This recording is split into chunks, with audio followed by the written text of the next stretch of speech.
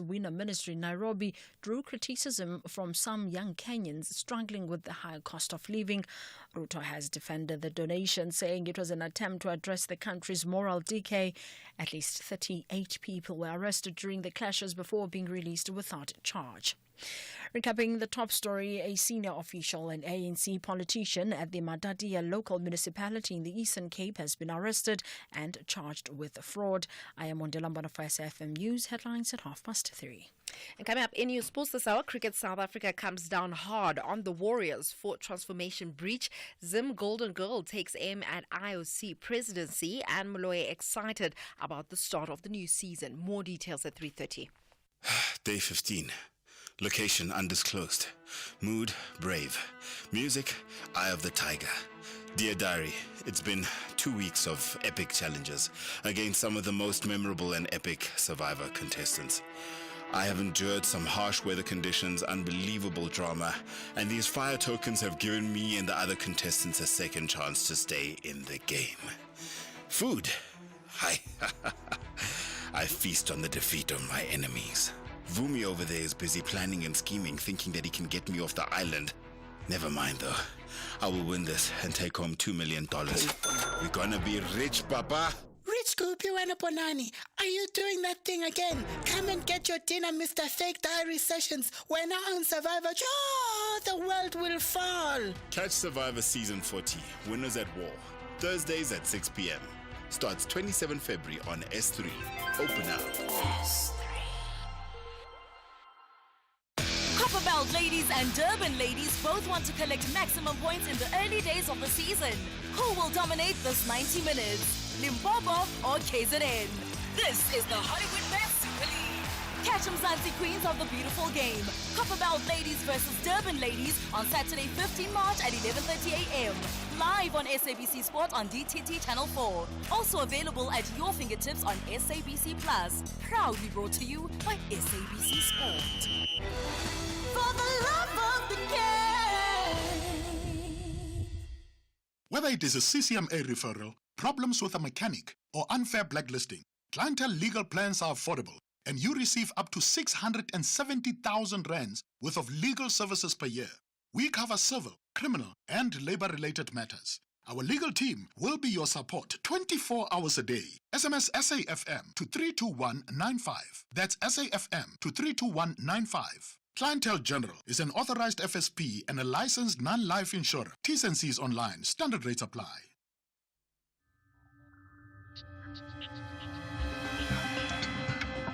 The National Pulse with Ashraf Garda on SAFM. You're listening to the National Pulse, weekdays 3 to 6 p.m.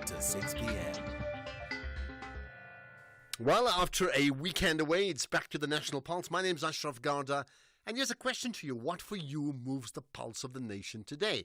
I can think of many things, but I'd like to know from you. To call in 086 000 2032, and then you have the option via WhatsApp, text or voice note. Keep them up to 30 seconds max, please. 0614 104 107. You can also tweet using the X platform. Just tag us, SAFM Radio, and myself, Ashraf Garda. I trust you had a good weekend, but as you know, the stories of the weekend develop, and there's just so many things happening. And now, as we move towards budget speech week, remember the budget speech that did not happen? Well, it happens. I think it happens this week, Friday. There's been lots of speculation, in fact, that nothing's been sorted out as yet. That means the ANC and the DA, the so-called senior partners of the GNU, have not yet reached a decision, or consensus rather, in terms of where they're going to go. So that's a story that we certainly need to pick up on, because I think it's an important one in terms of what may happen, right? But having said all of that, developments are coming because there's different issues from different people considering different aspects of where the budget speech is going to go. Remember the issue of 2 percentage point increase? That's the one that was effectively shot down, and that's why we've had this delay or postponement in the first place. So how then does the minister navigate that to a position now where we actually can get away and move to a point where we can get exactly what we want, right? Well, I'll tell you what, we have with us Neil Coleman, who's the head of the IEJ, the Institute for Economic Justice, and we're talking to him for the reason. Neil, appreciate your time as always. Thanks for joining us. Just to indicate that I'm a former co-director of the IEJ, but I'm going to be speaking in my personal capacity today for reasons that'll become obvious. Okay, fine. Well, I mean, maybe this is the point, isn't it? Because I'm going to quote you from your tweet, right? The finance minister is deliberately misleading the country. He must resign. It is outrageous that the minister yesterday threatened to take away the SRD grant from over 8 million people and their dependents and plunge them deeper into hunger and poverty. Okay, that's the point, right? Respond. Yeah, Ashraf, I don't know how many of your listeners follow the budget processes, which can be a bit technical. But every year in October, the Minister and Treasury presents what's called the medium-term budget policy statement, which sets out the budget for the next 3 years. So at the end of October 2024, they set out the budget for the following 3 years, i.e. from 2025 to 2027. And in that budget, under the social grants, they, for whatever reason, didn't include the social relief of distress grant, the 370 Rand a month grant that over 8 million people are getting. Mm-hmm. And so that caused a hue and cry. That then led to the cabinet spokesperson saying, listen, the SRD grant is definitely there for 2025. And when questioned in Parliament, the Director General, and this is the important part, the Director General in Parliament said that the SRD grant was provided for in the 2025 budget. It was only provided for under what's called a provisional line item, which, it's a technical detail that we don't need to worry about now, but it was provided for. So the important point here is that the minister has now been claiming that they can only fund the SRD grant if VAT is increased by 2 or whatever percentage point, which is to blatantly mislead the country, because it was provided for in the budget that 35 billion Rand is there. They don't need VAT for it. And therefore, what they're doing is to put one issue facing the poor against another group of the poor, which is to say, either you get your over 8 million SRD grants every month to stave off hunger and poverty, or you accept a VAT increase. Otherwise, we'll do away with the grants if you don't accept the VAT increase. Both of these things, withdrawing the grant or increasing VAT, as we know, would be extremely anti-poor. Well, I mean, it's a form of blackmail. It's a form of blackmail. So, but do you think he's saying that if it's a form of blackmail, do you also think it's a negotiating tool, keeping in mind from what we have now heard, that at this point in time, the ANC and the DA have not reached consensus for the budget speech in terms of how they're going to find the additional money they were hoping to have got from the 2 percentage point increase? Yeah. You must remember what the cabinet statement said last week, Ashraf. They said that they set out certain criteria for the budget. It mustn't be anti-poor. It must raise the necessary revenue, etc. They set out 3 criteria. And then they said the minister was given options, and Treasury and the minister have been given the discretion, in essence, to come up with the option which meets the criteria which Cabinet has set. So they've been given that discretion. So when you say like a bargaining tool or a negotiating tool, it is more like a ultimatum and to use a harder word, blackmail, because it's saying to the country, listen, if you don't accept the VAT increase, we are going to do away with the SRD grant, which is both unprincipled, but it's also just completely misleading the country, as I said, because the grant has already been catered for in the budget. They don't need to raise the 35 billion, it's there. What they would need to do is to increase the value of the grant and to include the millions of people who've been unfairly and unlawfully excluded, according to the Pretoria High Court. Then they would need to increase the budget significantly. But that's not what the minister is saying. So, having said that, I mean, your call and your tweet, and I get it as you made the point, it's in your personal capacity, not on behalf of the IEJ. Yeah. You are calling for him to resign. You are serious, right? Absolutely, absolutely. I think this is the final straw. I think the country has been very patient. We saw how Treasury messed up the first budget a few weeks ago, and failed to budget for the areas that needed to be budgeted for, and plunged the country into a potential constitutional crisis, threatened the stability of the Government of National Unity itself.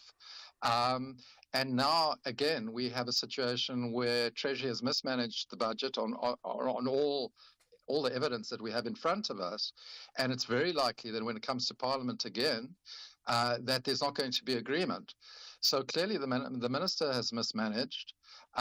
It's his responsibility ultimately to provide that leadership. The fact that in the first budget, Cabinet didn't know until 2 hours before that he was proposing to raise VAT by 2 percentage points is completely outrageous. I mean, given the implications that has, not just for the poor, but for the economy, for inflation, for growth, etc. The idea that Cabinet cannot take an informed decision on these matters is, completely unacceptable. Now, having made the call for him to resign, I mean, and I know that's not going to happen, is it? You don't have that leverage, do you? Well, I don't know. I don't want to. It's not an issue of my personal leverage. It's an issue of, since he made this announcement, a lot of people know that I work very closely with this issue of the SRD grant and the court case, etc. I've received a lot of messages saying this man must resign. So there is a very strong feeling out there that he must either resign or the president must replace him.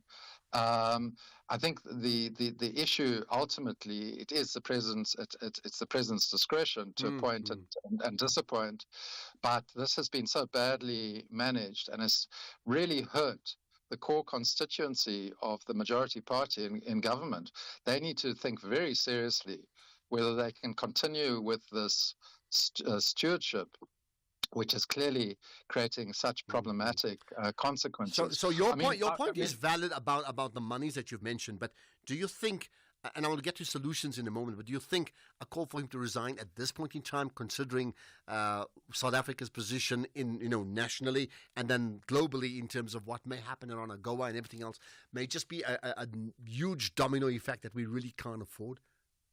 I don't think so, Ashraf. I think that it would signal a confident president who's prepared to take the necessary action to rectify a very problematic situation. He had one opportunity to correct it. It went back to Cabinet. It's now going back to Parliament, and it's been messed up again. So I don't think it would send a problematic signal. I think it sends a problematic signal continuing with this current regime, which is not only about the finance minister, it's about the conduct of Treasury itself, which continues to act in a very arrogant and unaccountable manner. And the reality is that they used to being able to do that. It's only now that the other Government of National Unity partners that they're being challenged. And also, in Parliament, we must remember we've got the Money Laws Amendment Act, which enables Parliament to amend the budget. So it's very possible that this time round, for the first time in our history, we're actually going to see Parliament take a stand and say, no, we want changes to this budget, and send it back to the Cabinet which I think is what Julius Malema had proposed at that time when it first happened, to say bring it to Parliament and let us effectively vote on it. Right. What then? I mean, your point about Treasury is interesting, because many have said that they've taken it for granted in the past. They could come in on the 11th hour and there'll be an ANC rubber stamp. That doesn't exist any longer, right? What then is your solution? So outside the resignation part, it's clear that government needs more money. It's clear that government does not have money. And if it continues in this vein, we have a problem with service delivery. We already have the problem. There's not a day that goes by that I don't speak to some senior minister and their default answer is, we don't have the budget. So if they don't have the money, that none of us wants to pay the 2 percentage point increase on VAT. Where do they find the money that will then service their service delivery obligations? So Ashraf, I think the first point to make is that on their own figures, the shortfall that they're talking about, the so-called budget hole, is about 1% of the national budget. It's a tiny fraction of the budget. And our feeling, or certainly my feeling, is that they've orchestrated a crisis for reasons that they best know. And that the issue isn't a shortage of money. The issue is proper budgeting. The issue also is a preparedness to consider revenue-raising options which are outside the box of what Treasury has been prepared to consider in the past. And the fact that they've got such a narrow paradigm in terms of what is possible or what is acceptable means that they keep on going back to the same old narrow solutions. I mean, we know that the fundamental question here is not access to resources. It's it's ensuring that we have a growth trajectory in the country. Okay, you can say that's more of a medium-term objective, but both the IEJ and other experts and institutions have put forward a host of other revenue-raising alternatives. You remember in 2023, we were told that the country was going bankrupt, that we'd fallen over a fiscal cliff, etc., etc.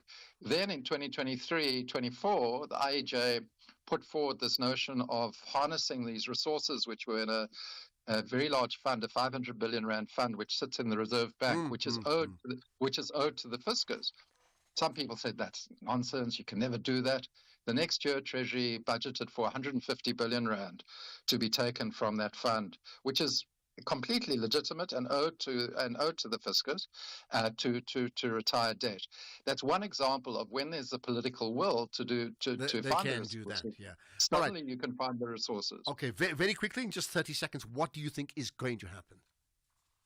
What I think is likely to happen, none of us know what's actually going to happen. What I think is likely to happen is that Treasury is going to put forward a budget which is going to be contested in Parliament. As I said, for the first time, it could lead to some sort of deadlock and some sort of decision by Parliament to send the budget back, which has a positive element in that it creates greater transparency, it creates greater engagement on the choices, but it also creates sort of quite a lot of instability and chaos. Yeah, well, which Treasury and the Minister must be held responsible for. Let's see what finally does happen. Neil Coleman, appreciate your time. Speaking in your personal capacity, I noted, but of course, Senior Policy Specialist at the Institute for Economic Justice. Right, we'll talk about South Sudan in a moment. Andile, the CEO of a multinational corporation, is driving home with his daughter. Dad, why is the tooth fairy so stingy? Stingy? Well, she makes sure everyone gets something. Does everyone at your company get something? Yes, they're covered by Old Mutual Corporate's employee benefits. Even Abdul? Of course, he gets retirement benefits. And Sisampo on that big machine. She gets group risk cover if that big machine hurts her. Wow, that's amazing, Dad. Visit oldmutual.co.za/employee benefits and go from questions to solutions for your employees with Old Mutual Corporate. Old Mutual Life Assurance Company SA Limited is a licensed FSP and life insurer. T's and C's apply. This is a story of Vodacom's impact. Having the psychosocial support team has benefited us a lot. You're now able to refer to a specialist. We can accredit that to Vodacom. This is why we do it. We've deployed psychosocial professionals specializing in GBV and bullying across 30 schools of excellence and ECD centers, helping over 30,000 learners. That's why we're the #1 CSI contributor for 8 years running. See more at now.vodacom.coza. Further together, Vodacom. Jazz lovers, the wait is over. Africa's grandest gathering returns on the 25th to the 26th of April at the Cape Town International Convention Center. Experience 2 nights of soul-stirring jazz, electrifying collaborations, and over 30 world-class artists across 4 iconic stages. Don't miss this unforgettable musical experience. Get your tickets now at ticketmaster.co.za. Brought to you by Independent Media, proud media partner of the Cape Town International Jazz Festival. The National Pulse, weekdays, 3 to 6 p.m. Lots more to come. We'll certainly talk about the crisis in the deeds office that impacts your sales in terms of property. That comes up around 3:45. Listen out for that. It does affect many, many people. But let's talk about what's happened to South Sudan, because that certainly affects many, many people as well. It's part of our daily Global Watch feature. And we now chat to the South African ambassador to Sudan about the country's fragile security situation. We understand that fighting in recent days has threatened an already fragile peace agreement between President Salva Kiir and the Vice President Riek Machar that was signed in 2018. So the United Nations Human Rights Commission has warned for Sudan has warned of an alarming regression that threatens to undo years of progress towards peace. Now, that's in South Sudan, not to be confused with the problems that already exist in the north, or what we call Sudan proper. Advocate Matlodi Muepe, South Africa's ambassador to South Sudan. Ambassador, appreciate your time on the National Pulse. Hey, good afternoon, Ashraf. I didn't know that you are back at SAFM. Well, you see, afternoon to your listeners as well. Thank you. You've been spending too much time in Sudan, that's why, you see. So, or South Sudan, that's why you don't know. Well, I'm back. Yeah, I'm back for the last 11 months, in fact. You know, there we are. But good to connect with you on the National Pulse, great. Right? Yeah, thank you so much. Right. Okay, let's understand what is the issue now, because I understand it's already been a fragile peace, but even that fragile peace now threatens to be broken once again. Well, let me at the outset say that the peace is not so much fragile. However, there are hiccups here and there, which the leaders of South Sudan themselves are trying to manage it with the help of us as the international community in here. Of course, in the last week or so, in the outskirts of the capital city, there were some fights up north in Nasir, in a county called Nasir, close to Ethiopia, the border of Ethiopia, and there were some casualties there.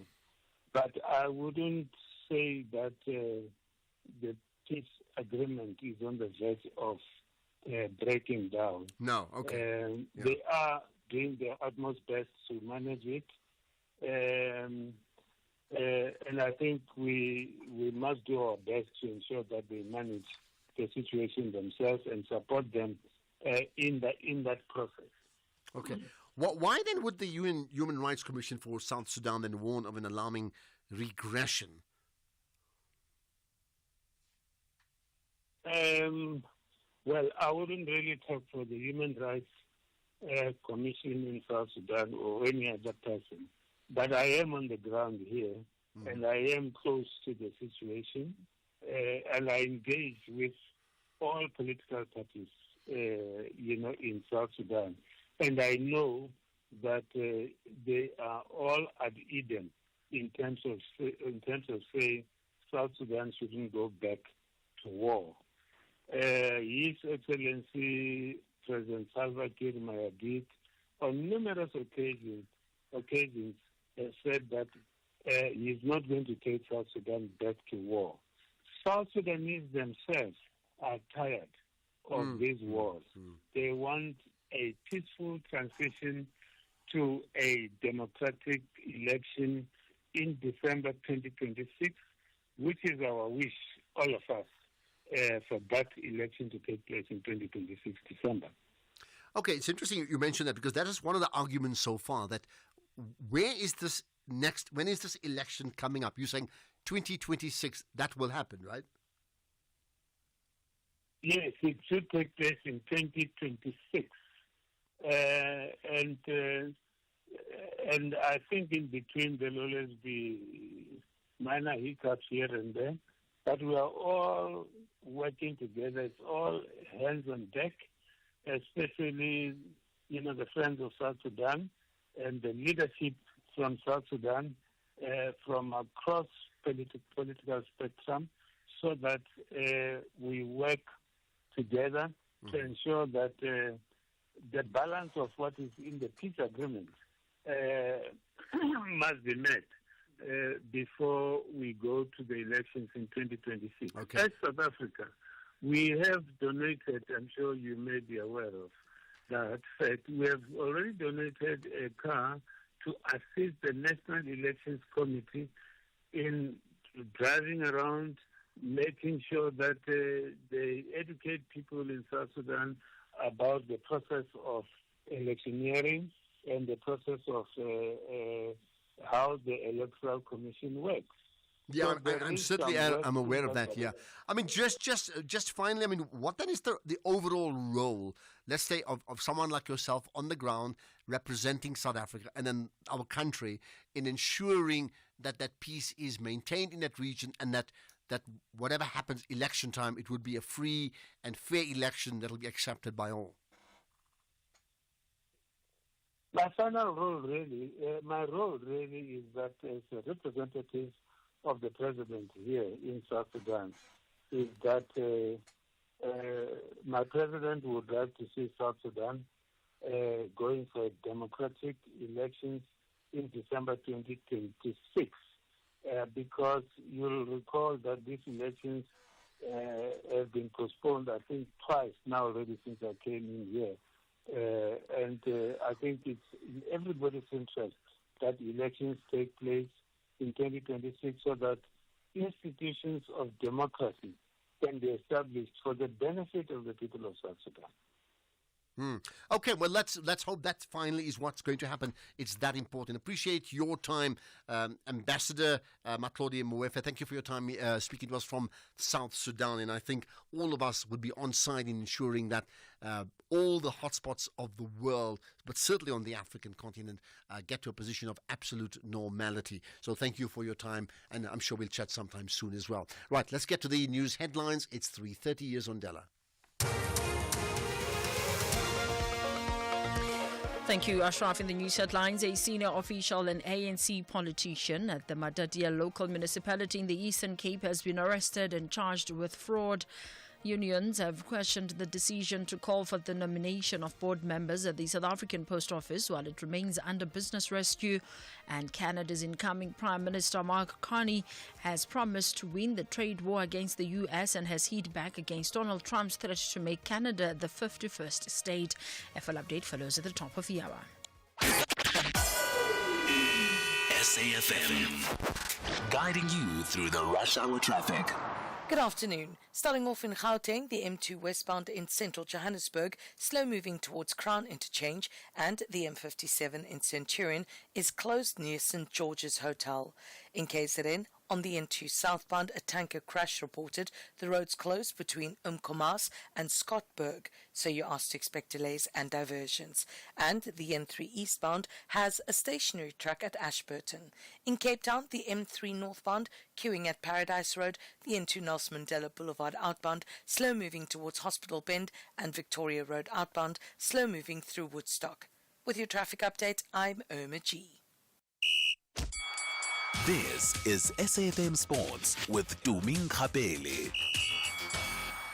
We've got cricket, and then we've got the politics of cricket. And we're not talking about what happened at the Champions Trophy. We're talking about something back home, right? Yeah, we're talking about something that happened in the One Days Cup. A very good afternoon to you, Ashraf, and our listeners. Well, the Warriors have been eliminated from the Cricket SA One Day Cup after being docked points for not following Cricket South Africa's transformation policies. Now, the team from Eastern Cape fielded 6 players of colour, but they failed to select 3 black African players against the Dolphins at Kingsmead. Only 2 in Andile Makakane and Sinetemba Klashile took to the field for a match where the visitors won by 116 runs.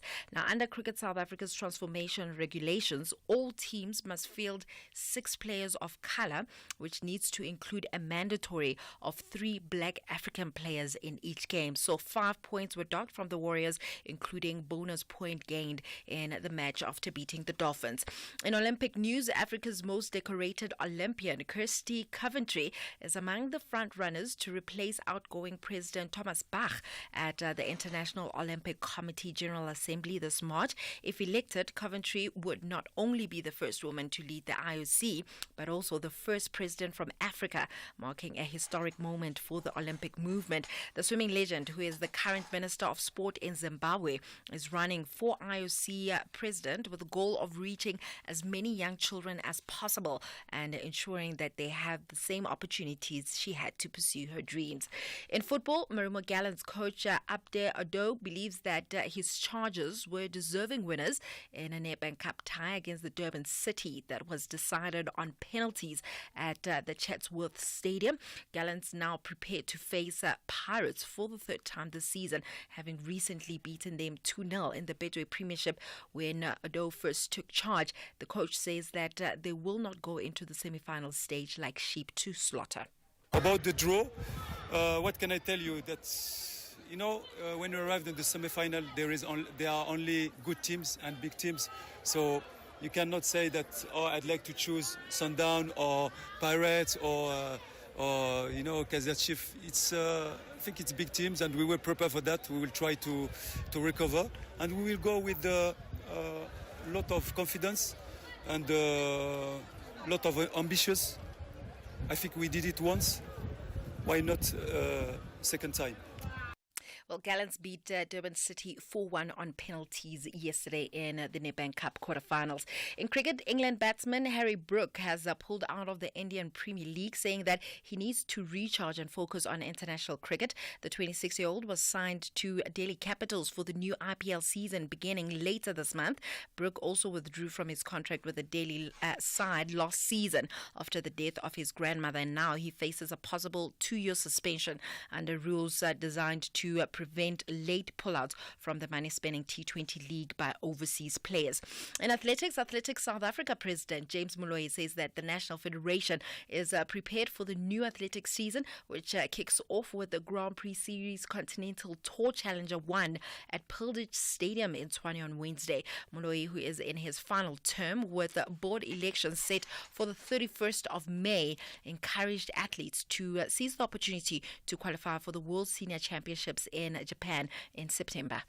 Yeah, from our side, we are ready as Athletics South Africa. As you know very well that we started with we end up with the Big Bang, but now we started with the Big Bang again. So as from next week, I'm urging everybody that wants to join us at the Pilgrims to come and join, and even supporters and fans to say this is a golden opportunity to come and see people like Walaza and then the relay teams guys that were there. They were going to be competing and all that.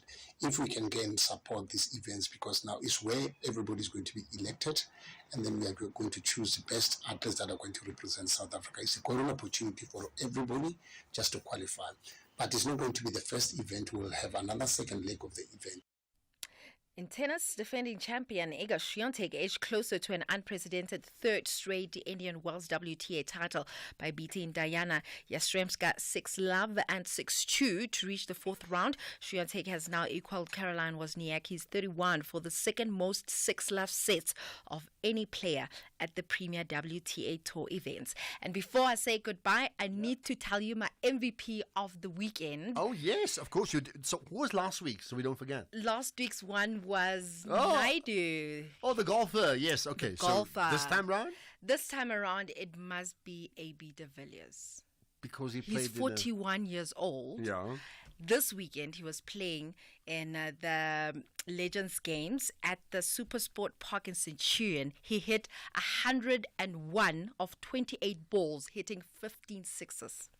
He's a legend. That's the point. He's still got it. Who was the opposition? I mean, in this Legends, are they cricketers? Yeah, or were legends. It's legends. No, but are they legend cricketers or are they legend sports people like rugby players? All cricketers? Yeah.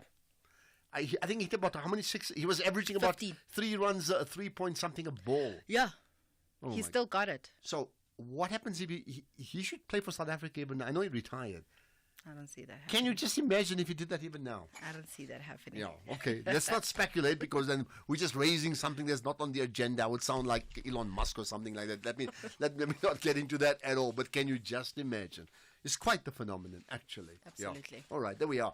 The most valuable player of the week, according to Tumi. I didn't say that. She thinks so. And in fact, maybe you can argue with that point. Who would you have given the MVP of the week or the weekend to? Which sportsman, South African sportsman, would you give that award to? Tumi says AB de Villiers. You say what? This is the National Pulse. Honey, what are you doing? I'm stretching for tonight. I thought you're not dancing at bachelorette parties anymore. Baby, we need the money to put Johnny through matric, mos. And what's the police uniform for? The clients feel safer when I wear it. No, man, just sell your bucky to We Buy Cars. They give the best prices and they pay you within minutes. Okay, but can I just go and dance one more time, please? You know how much I love it. No, the buyer's already on his way here. Wow, okay. Strapped for cash? Just sell your vehicle to We Buy Cars. The easiest way to sell your car by far.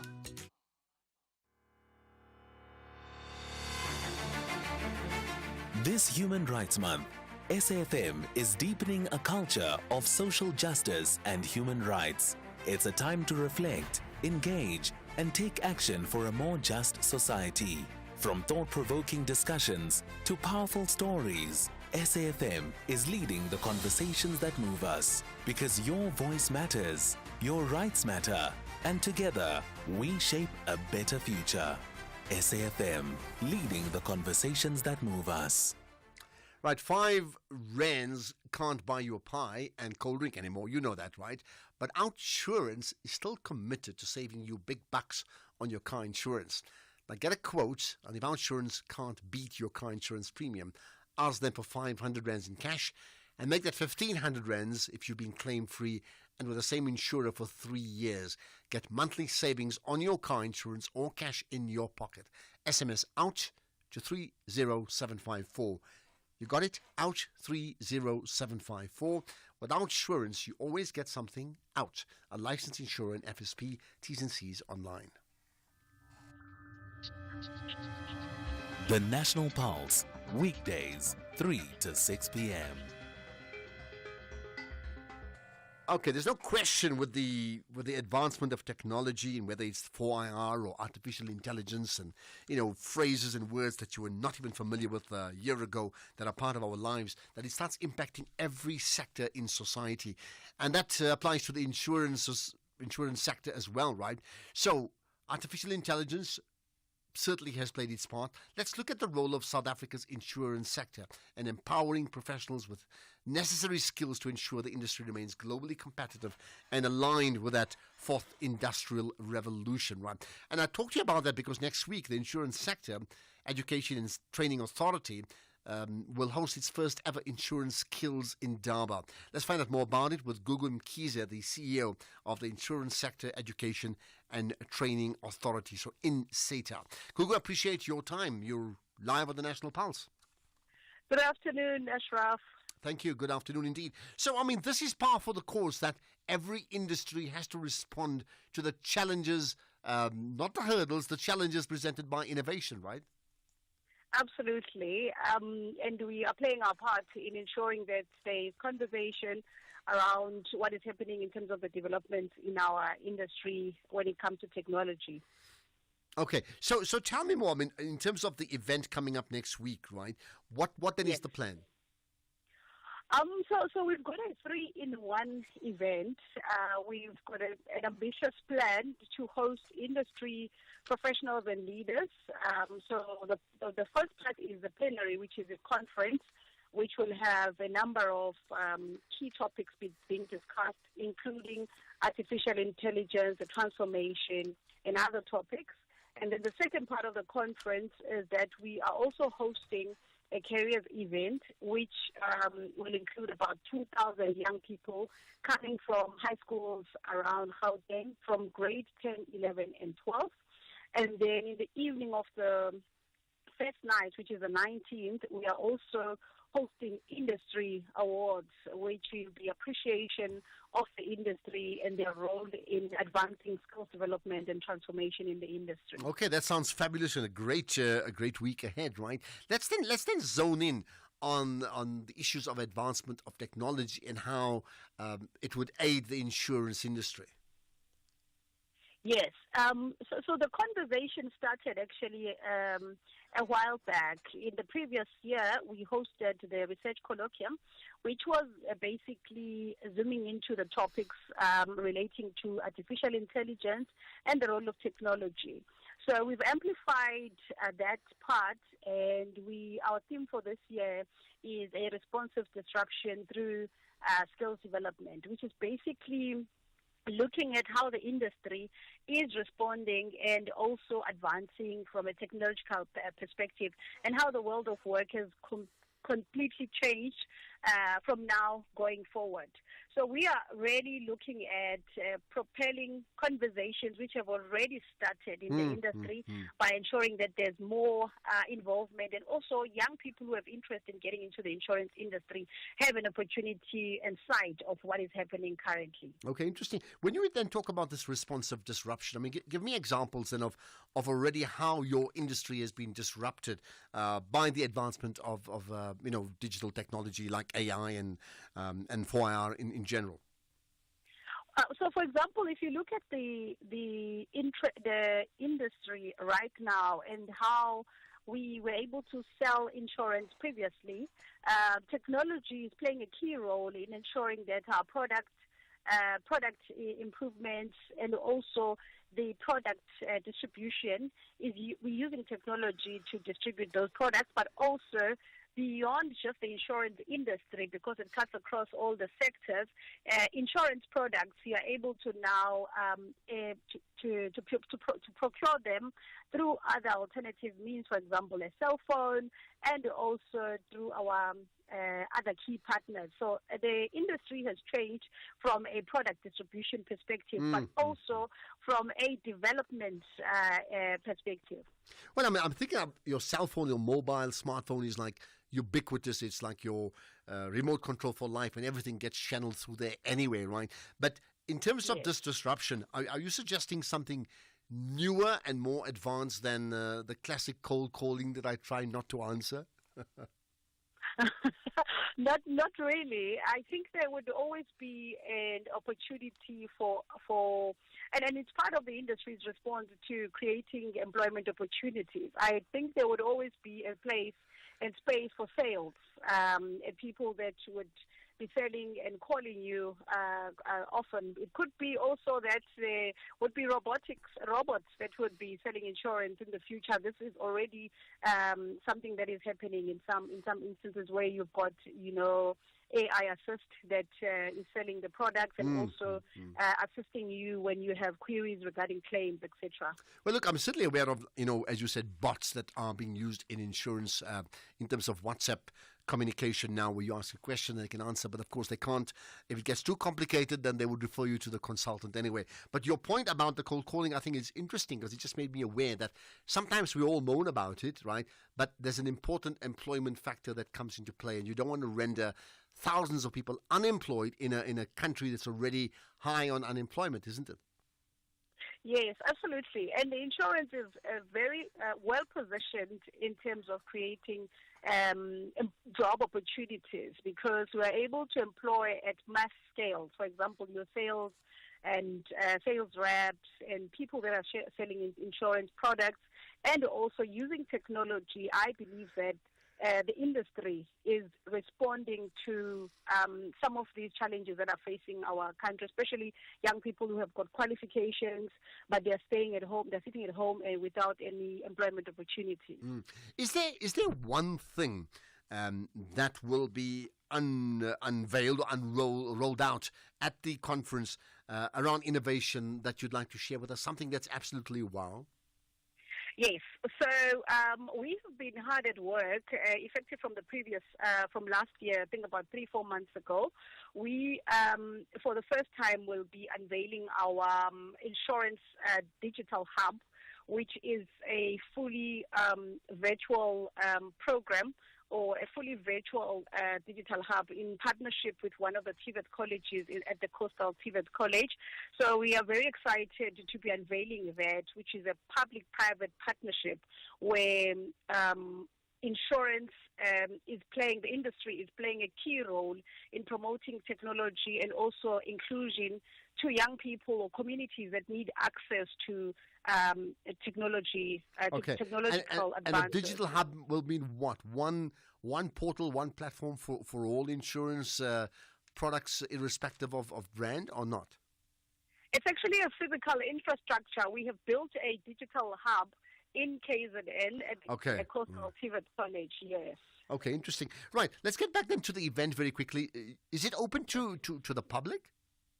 Yes, it was open to the public. Unfortunately, we've reached our full capacity because of the overwhelming response. It was open to the public, but we've since closed our RSVPs.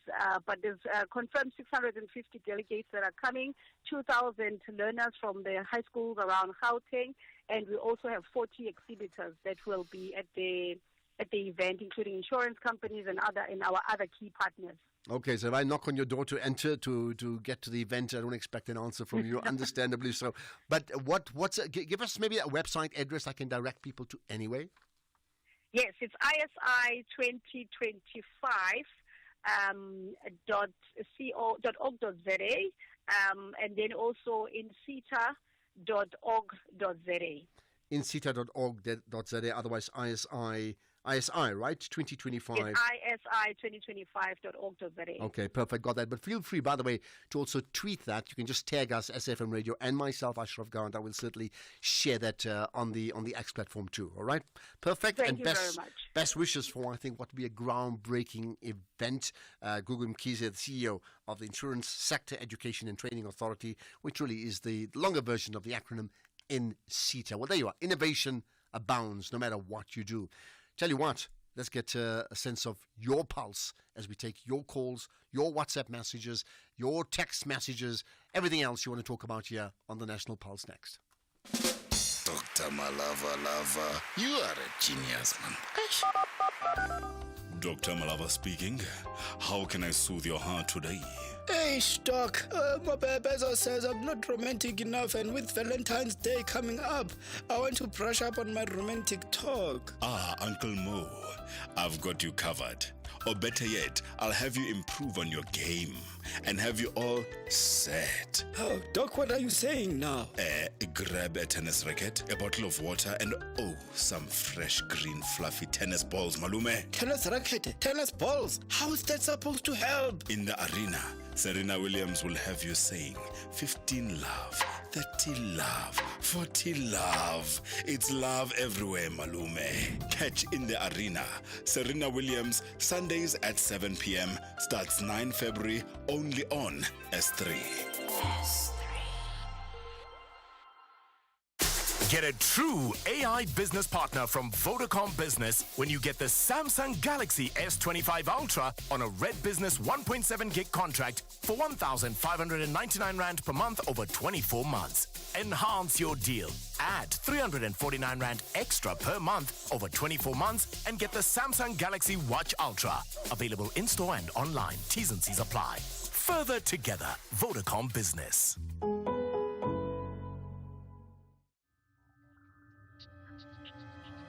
The National Pulse, weekdays, 3 to 6 p.m. Right, lots of people understandably commenting about our big story around the issue of the budget speech and social grants, and Neil Coleman's call for the Minister of Finance to resign because he's saying that the social grant of the SRD promised already in October, November, and now to suggest that it can be an either or. That means either the 2 percentage point increase or the social grant will have to drop, the special social SRD grant. And he's saying that's just not what was agreed upon months back. Let's get your comments and, of course, on any of the other issues that you feel needs raising here on the National Pulse. Sipho in Kokstad, go for it. Hi, good afternoon, Ashraf. Yeah, good afternoon. Right, what's your point? My point is that the best way to save South Africa's budget or the funds, we must allow the voters to speak their minds by voting again about government tender projects, because that is what actually needs most of the money of the country. Whereas we were supposed to be creating essential sustainable government permanent employment opportunities for South Africans. Secondly, if they can create that as government to bring back what it used to be before, because if you remember correctly, we didn't have all these tenders before.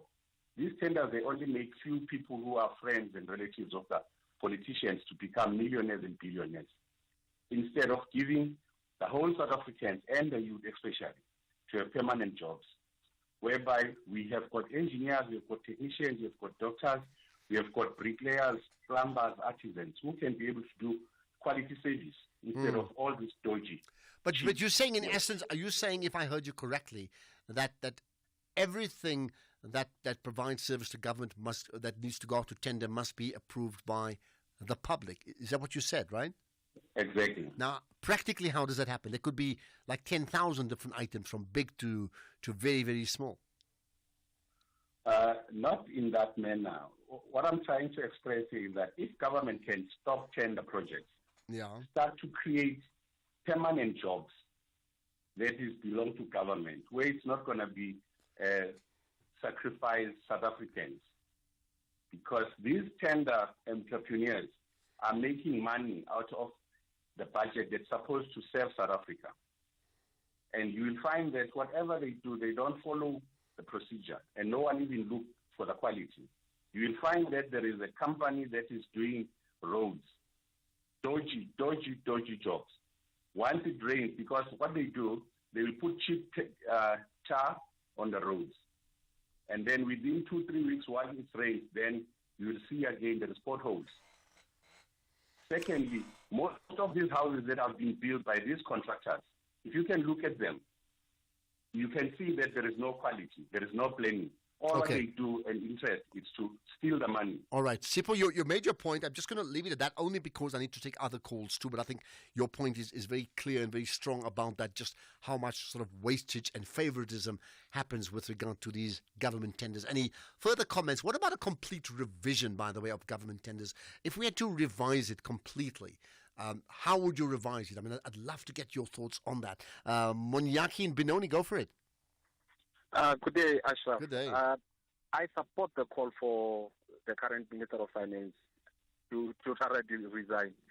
I've never seen such a finance minister that has not taken into account the pain that the marginalized are going through, introducing austerity measures, increasing rates every quarter, and now he wanted to put a 2% VAT hike. In all these actions, there is no sign that he is compassionate about what South Africans are going through. So from where I stand, he's never done anything for the marginalized, and I think it's time for him to hang his boots. Okay, but what purpose will him resigning serve when, remember, he's been appointed at the behest of the president, and clearly he's going to choose someone from his own party? Yeah, no, it's fine for him to choose something from his own party, because even within the party, there are people that have different views in terms of all his actions are concerned. There's still people within the ANC that are against the 2% VAT hike. So we will find somebody that is more pro-poor, that can be able to take decisions that will not dump South Africans who are marginalized into deeper financial crisis. Okay, got that. So you will choose someone different. All right, let's see who that may be. Well, it's not that he's resigned, but I hear your proposal or suggestion or your support for Neil Coleman. Monyaki, thanks for that. Let's get to further comments on some of the issues we've been talking about. Clearly, the issues of social grant is up there. Ashraf, hi. Social grant. Ashraf, you know this social grant, to me, it's like people, these people which are assuming that they are helping people, they are making people beggars. I want those people or that person who assume that grant, it reduces poverty.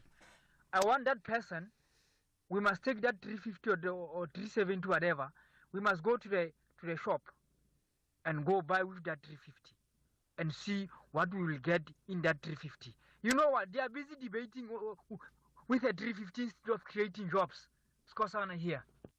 Well, I mean, let's understand this. Nobody's saying that money is enough. That's a special grant over and above anything else, right? The fact is, it's definitely not enough. There's no question about it, and it can't just reduce poverty. In fact, it's something that can aid people who are completely poverty-stricken.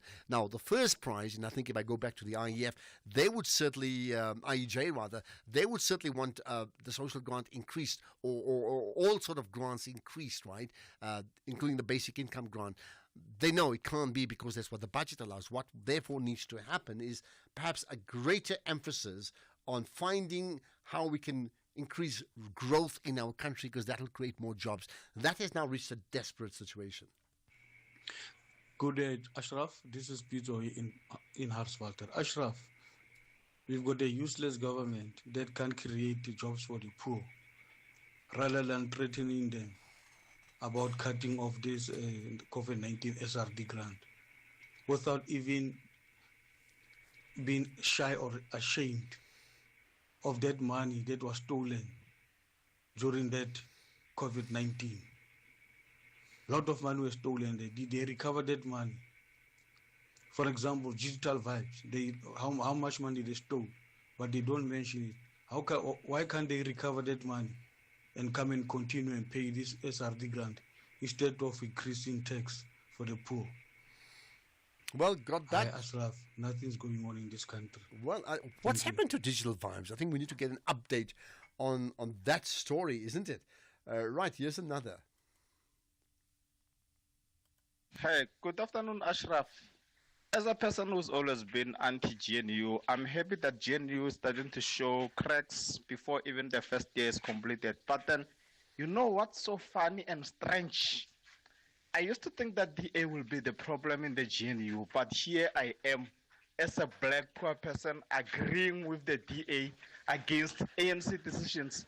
So it looks like ANC is really the biggest problem in South Africa, be it to the poor or the rich. Thank you. The ANC is the biggest problem in South Africa? When last ever heard that? Hi, Ashraf. Errol here from Durban. My player of the week would be Sharma. I think he's the captain of the Indian side.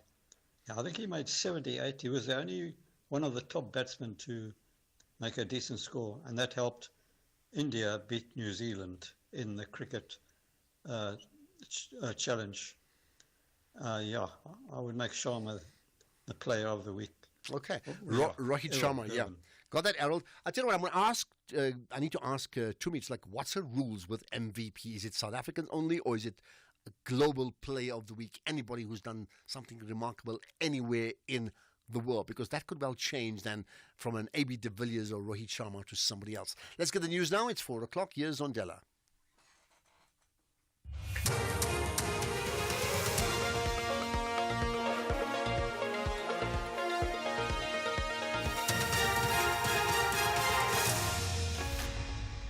Thank you, Ashraf. Top stories at 4. Police search for suspects in Soshanguve mass shooting, and Canada's Mark Carney vows to win trade war against Trump. For SFM News, I am Ondalambana, and a very good afternoon. Police have launched a manhunt for a group of suspects in connection with the mass shooting that occurred in Soshanguve, north of Pretoria, last night. Police spokesperson Dimakazo Nebuhuli says 2 people died and 5 others were left wounded after an unknown number of suspects entered a tavern and opened fire. Nebuhuli says investigations continue. The police are investigating a case of murder, attempted murder and car hijacking following a shooting incident that happened at a local tavern in Soshanguve on the 9th of March 2025. It is reported that unknown number of suspects entered the tavern and started shooting randomly at the patrons before fleeing the scene using a nearby vehicle which was left idling by the owner when he ran for cover. The motive of the shooting is unknown at this stage and police investigations continue. A senior official and ANC politician at the Matatiele local municipality in the Eastern Cape has been arrested and charged with fraud. He is due to appear in the local magistrate's court tomorrow after he was released on warning. Police spokesperson Nobuntu Kandana. Police can confirm that following a thorough investigative process, a 45-year-old African man was arrested on Sunday, 9 March 2025 on charges of fraud. He was charged and released on warning, and he is due to appear at the Matatiele Magistrates Court tomorrow, 11 March 2025. His name cannot be mentioned until he appears in court. Unions have questioned the decision to call for the nomination of board members at the South African Post Office while it remains under business rescue. The Department of Communications and Digital Technologies has invited nominations for suitable candidates before the end of this month. The business rescue practitioners took control of the embattled post office in July 2023 after operating at a loss every year since 2013. Communication Workers Union's Nathan Bowers says there is confusion in relation to the powers that can bring back a board. A board is appointed after the BRPs, in this case in South, has ensured that a board doesn't inherit a broken post office. At the moment, there is no post office. There is 150 million. Canada's incoming Prime Minister Mark Carney has promised to win the trade war against the U.S. and has hit back against Donald Trump's threat to make Canada the 51st state.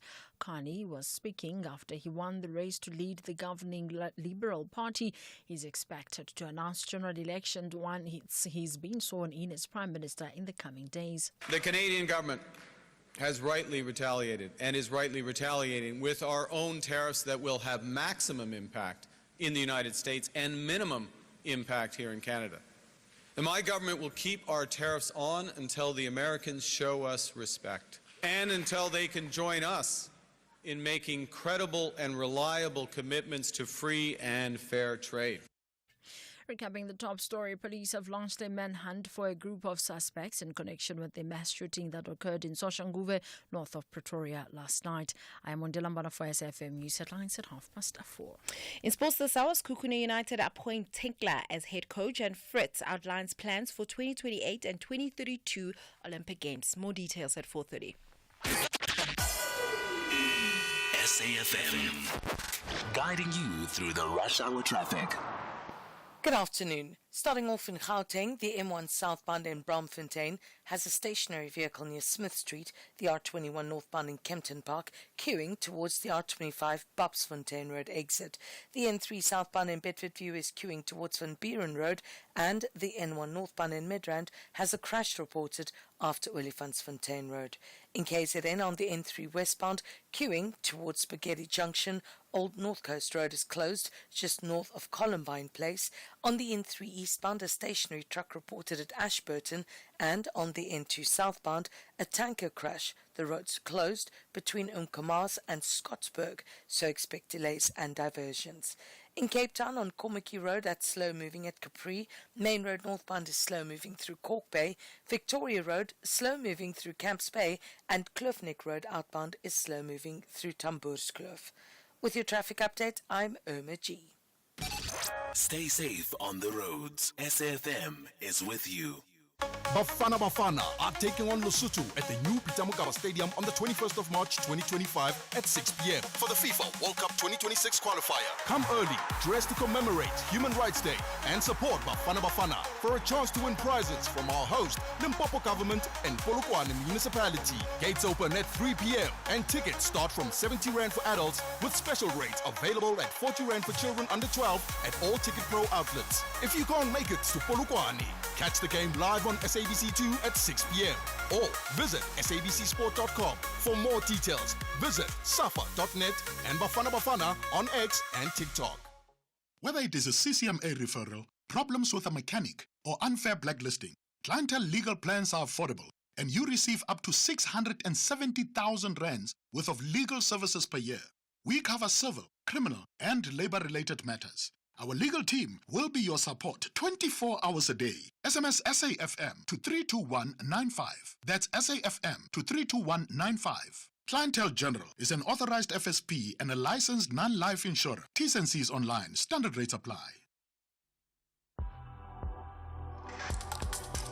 The National Pulse with Ashraf Garda on SAFM.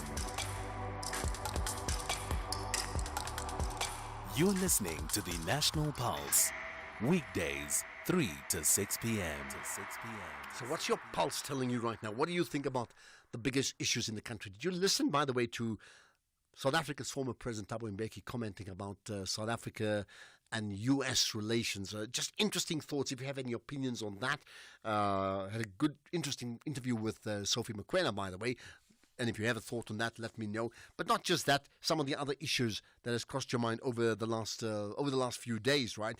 In terms of now comments, lots of people commenting on the basic income grant on the one hand and the SRD grant, and that call from Neil Coleman that the Minister of Finance must resign ahead of the budget speech because of what has come across as like the minister suggesting that if we don't increase the VAT by 2 percentage points, as did not happen 3 weeks ago, then it will mean the SRD grant, that special grant of 370, would have to be dropped. So like an either or. And in fact, Neil Coleman saying that grant was agreed upon before already at the end of last year, so he doesn't know what they are talking about, and he feels therefore the minister must resign. Lots of comment about that. If you want to comment about South Sudan and the conversation I had with the South African ambassador, that's fine too. And the issues of skills and how innovation is leading the insurance industry, as per my chat with Gugu Mkhize, also that's welcome. But more too, right? Now let's get to another issue that certainly dominated the headlines that got all our pulses racing a few months ago. Remember Tom London, the radio personality who was at the Helen Joseph Hospital, and while he was there, he sent out a whole range of video clips that went viral about just the issues of poor health standards at that hospital. Well, we all know about that then. Now there's been an inquiry, and the Office of the Health Standards Compliance and Health Ombudsman then briefed the media today because of that inquiry and official investigation, and he briefed the media on the findings of this risk-based inspection and investigation into those allegations brought forward by Tom London, right? And specifically as it relates to the Helen Joseph Tertiary Hospital. Now, let's do this. We're going to play some of the clips from the Health Ombudsman. That's Professor Tawale Mokoena. And he starts by going through the methodology used to get to the findings. That means, what was the method? How did they determine what they finally found out at the end? Now, the methodology involved interviews with Thomas Holmes. We interviewed the hospital's management officials and professional staff. We inspected the hospital, and we inspected the hospital facilities, not only where Tom London was accommodated, but in other parts of the hospital to assess the generality or otherwise of the problems that he was experiencing in the ward. We interviewed senior Gauteng Department of Health officials, and this presentation will therefore focus mainly on the clinical aspect of the report, and the details of infrastructure and human resource and governance will follow and will be dealt with by Dr. Mdaweni, who is the CEO of Office of the Health Standard Compliance. And her report follows the risk-based inspection that the OHSC undertook following this video flighting. Now, what I'm going to do, I'm going to take you through the allegations, the substantial allegations as we saw them, and the findings thereupon. And the numbering is irrelevant. It doesn't in any way impart the importance or lack thereof of the allegations. They're simply numbered for convenience. Allegation number one is that Thomas alleges that he spent 3 days in the emergency department owing to the unavailability of a bed in the medical wards. Our finding is that was that this was substantiated and it is in fact constitutes a breach of one of the regulations, being regulation number 22 of the norms and standard, which implores that the health establishment should monitor waiting periods so as to avoid inordinate delays. And then allegation number 2 is that doctors disrespected patients and treated them like cockroaches. The findings are that this allegation was not substantiated. Interviews with patients who were in the same hospital ward as Mr. Holmes disavowed this allegations. And the only significant finding which does not in any way sustain the allegation is that one Dr. JTG, against whom Mr. Holmes specifically complained that she did not acknowledge him rather, when the doctor was perusing his medical records. The doctor explained that she did not want to disturb the bedside tutorials that was being given to medical students at the nearby bed, and therefore just went and consulted the notes instead without greeting him. And then number 3 is that the X-ray staff forgot to administer radio contrast medium, what Mr. Holmes calls a dye, during the initial CT scan. The findings are that this was not as substantiated. It is important to note that the clinical doctor who was responsible for the patient had ordered an uncontrasted scan as per the routine in similar cases. It was only when the radiologist had examined the CT scan that the radiologist found it necessary that a contrasted scan should be done, and this was done on the same day. Allegation number 4 is that Mr. Holmes says that he was not attended by any doctor for 48 hours while in the ward. What we did find was that Mr. Holmes was examined daily for a total of 23 times by different doctors during his admission to the ward. This excludes the examinations and treatments that he received in the 3 days that he spent at the emergency department. And number 5 is that Mr. Holmes was provided with poor clinical care. This allegation was unsubstantiated. Indeed, Mr. Holmes received appropriate management and treatment for his pulmonary condition, but he declined further surgical treatment at the hospital, for which he preferred private hospital treatment. Indeed, during interview with Mr. Holmes, he stated that he does not look at the clinical care he received at the hospital as inadequate. Indeed, he was full of praises for the hard work of the nurses that were looking after him, and indeed praised the treatment he received from some named doctors. Number 6, sorry, that there's a poor hospital infrastructure.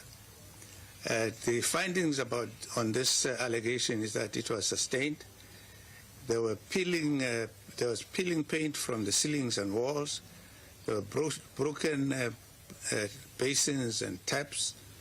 There were non-functioning electrical plugs, and there was a poor supply or flow of water to the wards beyond 7th floor because of the weak pump that was pumping the water. Over and above that, there was another allegation number 7, where he alleged that a corpse was left in the ward unattended for hours. This allegation was not sustained. We found that the patient was certified dead at 6:30 in the morning. The times don't matter. And then the corpse was logged in the mortuary 2.5 hours later. Now, the hospital has got guidelines about dead bodies, and that a body may not be in the ward for longer than 2 hours. And it should also be noted that it is a general rule that bodies must be left to cool before being washed and draped for transport to the mortuary. Indeed, if people hurry to take bodies to the mortuary, as it had happened in the past, the bodies were not corpses. They were people who when they get to the mortuary, they wake up and then they shout and want to be opened up, and often there will be nobody to open for them. So it is important that people should not be, rather corpses should not be taken in haste to the mortuary. Oh, that last part certainly got me thinking. And I don't know why I'm laughing, because it's dead serious, where it says bodies taken to the mortuary and the corpse, and then they wake up. And then there's no one to open up for them. Oh, my goodness, man. Anyway, that's the findings from the Health Ombudsman, Professor Mokoena, relating to the allegations made by Tom London. Remember, the radio presenter, but he goes under Thomas Holmes. So if you heard Holmes all the time and said, what happened to Tom London, we are talking about the same person, right? Right, let's get your comments on that. Anything that came out for you that you'd like to share? Anything that surprised you in terms of those findings, or that confirmed certain things? I mean, I think by and large, besides that initial delay that took place in terms of getting the space required, the Ombudsman's finding that some of the allegations he made were offside by and large. But you may want to pick out one or two yourself as well. Call in to 086 000 2032, and then WhatsApp, text, voice note 0614 104 107. Let's get a feel of your pulse. We'll talk about, sadly, a crime issue that needs talking about right after this. Day 15. Location undisclosed. Mood brave. Music Eye of the Tiger. Dear Diary, it's been 2 weeks of epic challenges against some of the most memorable and epic Survivor contestants. I have endured some harsh weather conditions, unbelievable drama, and these fire tokens have given me and the other contestants a second chance to stay in the game. Food. I feast on the defeat of my enemies. Vumi over there is busy planning and scheming, thinking that he can get me off the island. Never mind though. I will win this and take home $2 million. We're gonna be rich, Papa.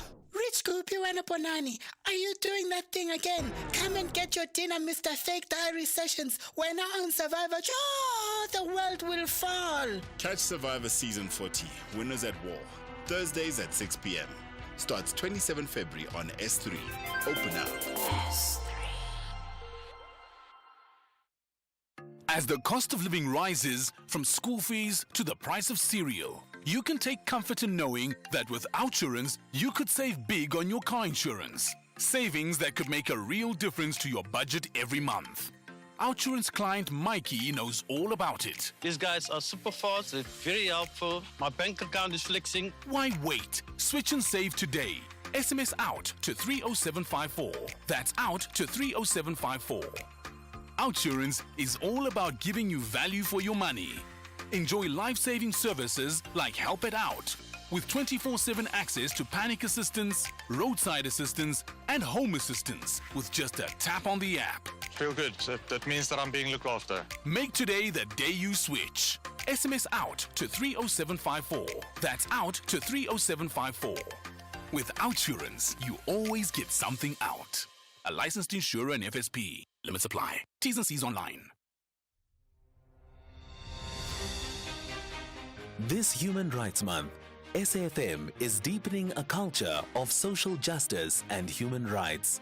It's a time to reflect, engage, and take action for a more just society. From thought-provoking discussions to powerful stories, SAFM is leading the conversations that move us. Because your voice matters, your rights matter, and together we shape a better future. SAFM, leading the conversations that move us. You are listening to the National Pulse with Ashraf Garda. I tell you what, this weekend I was in the privileged position of hosting, 2 events, right? Now, I'm not going to tell you about that, excepting that when you do that, you do meet lots of people. And I can't say I'm amazed. I'm so privileged and honored when you get feedback from people who were at these events and they come back and they tell you they listen to the show and they listen to the show regularly and they really like what they're listening to. And I have to remind them that it's me, but my entire production team of, Temba, Keys, and Vusani that makes it all up, right? So I just want to tell you as well, as you listen to us now, that when you enjoy what we do, it's really, really appreciated that you give us the feedback, right? And if you'd like to give us the feedback even now in terms of where you are, what you do, and what is it you enjoy about the show, then please go ahead and tell us. Love to know, because it's an important affirmation, I think, in terms of what we're trying to do, which is keep our fingers on the pulse and make sure that you yourself have a sense of the national pulse every single day. Right, sadly, there's one issue that you may hope did not happen. A shooting incident occurred in Amawati in KwaZulu-Natal. Now, we speak often about the need where people protest and they take those protests public because that's the only way they can get attention. Now, there were angry community members who shut down certain areas in that region, demanding certain action from authorities. But sadly, things didn't quite go according to plan. Right, let's get the story from the SABC News reporter, Nonjabulo Ntwangwa Makambo. Appreciate your time, Nonjabulo. Thanks for connecting on the National Pulse. Greetings to you, Aldous. Thank you. Right, tell us what happened, because things didn't go according to plan, certainly from a protester point of view, right? Well, yes, Ashraf, when we got to that community this morning, we went there because it was following a shooting incident which happened yesterday around about 4 yesterday, and 3 people were shot dead in one of the houses there in this area of Amawati. So the community was very angry. They were disgruntled following that incident. So they were patrolling the streets. They were carrying traditional weapons, saying that police are not doing enough and they want police to actually be seen and to be visible. So when we got there, it was chaos. The situation was volatile. Police were there at the scene, Ashraf, when we got there.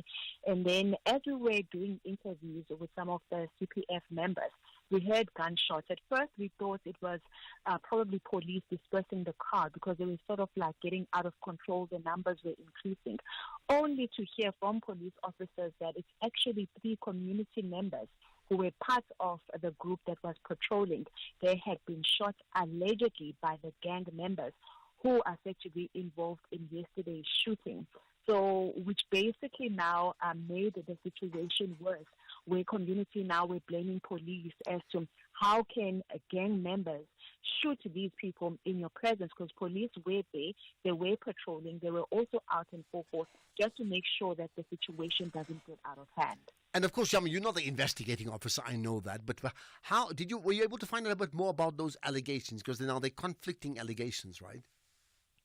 Well, yes, we did try to get some more information and just clarity because at first, when the shooting occurred, we were told that it's just two people, and it was not clear at that time, Ashraf, whether it is the gang members who had been shot by police or it was community members who had been shot by police. So it was not clear. But as we got to get more information, we then found out from police, and there was a confirmation also from the provincial police, Brigadier Jay Naika, who did confirm that these three men, they were actually community members.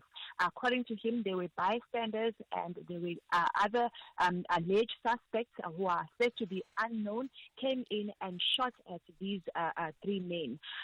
According to community, because we were there, we spoke to community members, CPF members, and other police officers, but of course with them not being able, to actually go on record confirming that it's alleged or it's believed that those who are responsible for shooting these men are actually these gang members who are said to have been terrorizing this community for years. Okay, what's the mood in the community right now?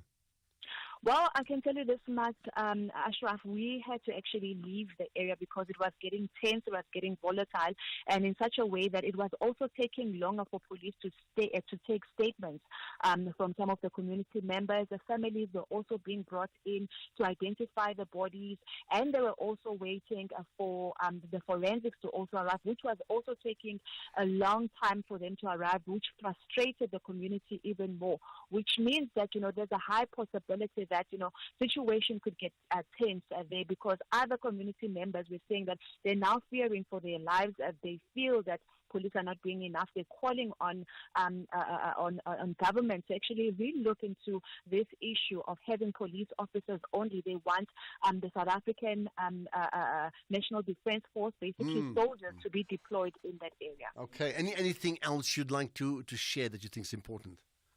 Well, we've spoken to police as well in terms of, the situation there. How are they going to be handling it? They did say that they are investigating 3 counts of murder at this point in time. Investigations are still continuing. No arrest, obviously, at this point in time. But they did say that they will try and monitor the situation there at Amaoti from tonight. But we also noticed that as we were leaving that area, it seemed like the numbers of police was increasing. We don't know what could happen overnight, but the community, I can tell you this much, they are absolutely angry, they are disgruntled, because we also did find out that yesterday the 3 people who were shot at, their community members, they were killed allegedly by these gang members. So the community, they've also set alight the homes of some of these gang members, because they're saying that these are people that are known. It's young men who are known, and apparently there is some sort of a recruitment of young men in that area. Others are believing that, all of these spate of killings, it could be some sort of an initiation, according to them. But that is just, what we are getting from the ground, from the community members in relation to this alleged gang that is said to be terrorizing that community. Okay, that's where we're going to leave it. Appreciate your time, Nonjabulo Ntungwa Makamo, the SABC News reporter, covering that story in KwaZulu-Natal, where a shooting incident occurred, and people certainly very, very angry and blaming, as they said, people who are aggressors in the first place, and others blaming the police for not doing anything about it. Really tense issue there. Let's get the news headlines. Here's Ondela. Thank you, Ashraf. In the news headlines, charges against 2 of the 8 men arrested for the Ngobozana massacre in Lusikisiki in the Eastern Cape have been dropped. 33-year-old Lwando Abi and 38-year-old Zenanda Baya were initially charged with 6 other accused. Police have launched a manhunt for a group of suspects in connection with a mass shooting that occurred in Soshanguve, north of Pretoria last night, and hundreds of flights have been cancelled across Germany as airport workers stage a nationwide strike over pay, leaving 500,000 passengers stranded. The 24-hour industrial action comes as staff demand an 8% wage increase. A full update follows at the top of the hour with Greg Hose. SAFM, guiding you through the rush hour traffic. Good afternoon. Starting off in Gauteng, Houghton Drive southbound in Parktown has delays at Newton Street, and Witkoppen Road westbound in Johannesburg North is slow moving towards Market Street. In KZN, the M4 northbound queuing towards Umhlanga Rocks Drive, and on the N2 southbound, a tanker crash reported, so the road's been closed off between Umkomaas and Scottburg. You are to expect delays and diversions. In Cape Town, the N1 outbound queuing towards the M5 Koeberg interchange, and the N7 Jakes Hartwell Drive southbound queuing towards Voortrekker Road. With your traffic update, I'm Irma G. This is SAFM Sports with Tuming Khapele. Right, to me, what are we talking about now? With news just coming in, Sekhukhune United have appointed Eric Tenkler as head coach with immediate effect. The former Cape Town City coach who left the Citizens at the end of last year replaces Lehlono Siema after he was fired last week. Babinanoko at Tenkler's sixth club after Orlando Pirates, Maritzburg United, Chipa United, Supersport United and Cape Town City. Meanwhile, Sekhukhune have cleared midfielder Sipho Mbule to return to training. This is after allegations of misconduct. Babinanoko were forced to send the player home early last week when reports emerged that Mbule, who is on a season-long loan from Mamelodi Sundowns, have been in a verbal confrontation with a member of the technical team. Now, the identity of the other party was not revealed, but the club management were quick in trying to resolve the matter.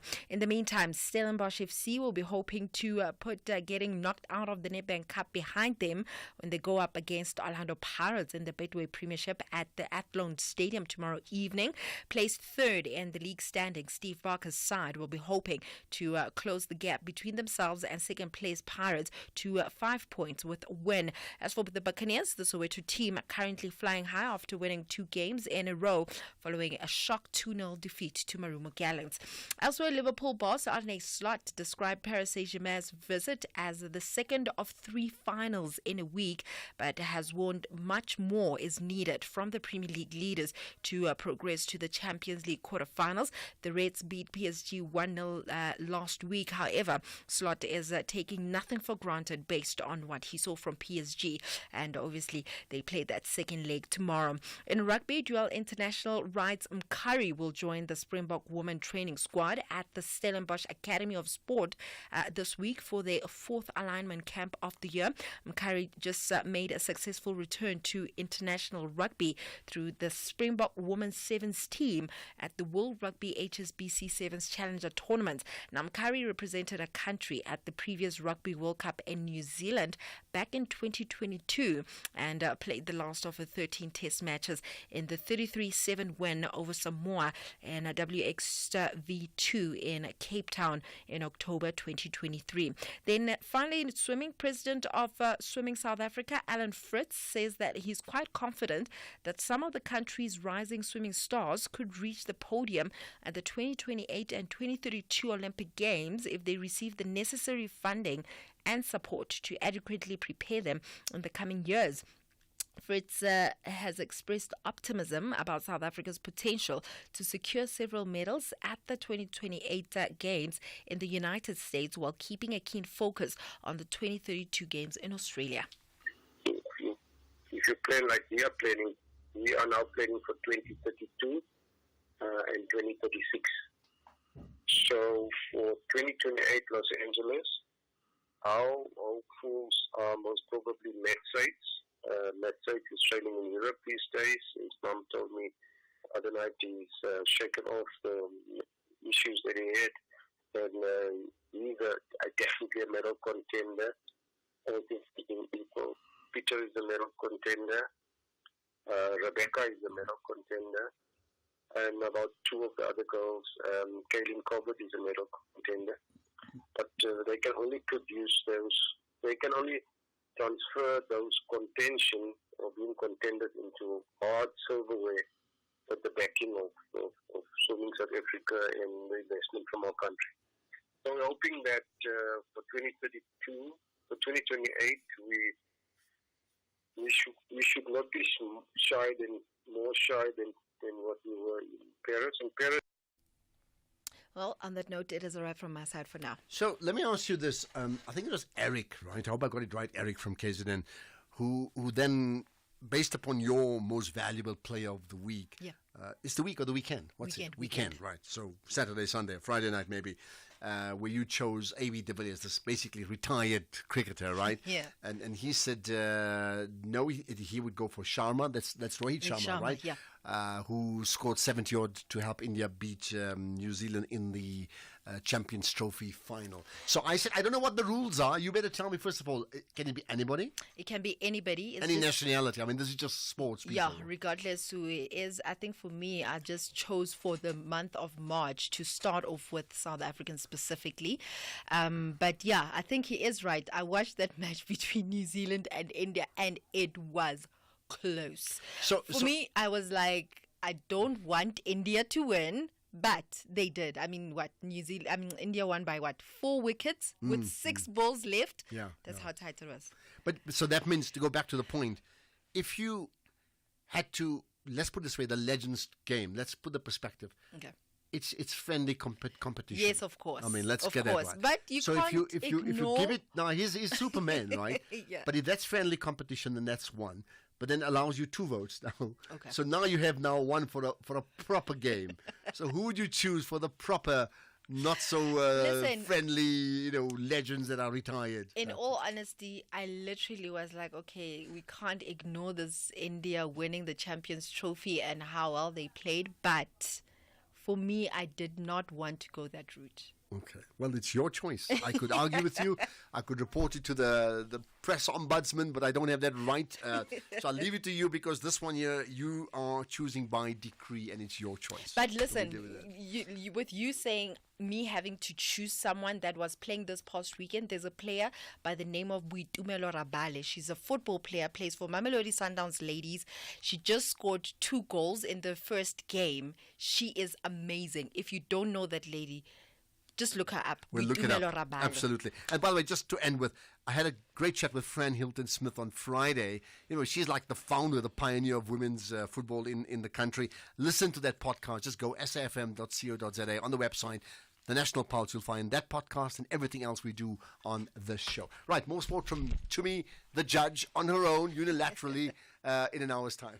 CFI, a global leader in online trading, is now in South Africa. Access 15,000 plus instruments, currencies, stocks, metals, crypto CFDs, indices, futures, and more on world-class platforms. Enjoy zero pip spreads, no commission fees, and 24/7 support for confident trading. Visit CFI.trade for a secure, transparent trading experience. Don't miss the National Pulse with Ashraf Garda, Tuesdays at 16:45. Proudly sponsored by CFI. CFI Financial, an authorized financial services provider. T's and C's apply. Copperbelt ladies and Durban ladies both want to collect maximum points in the early days of the season.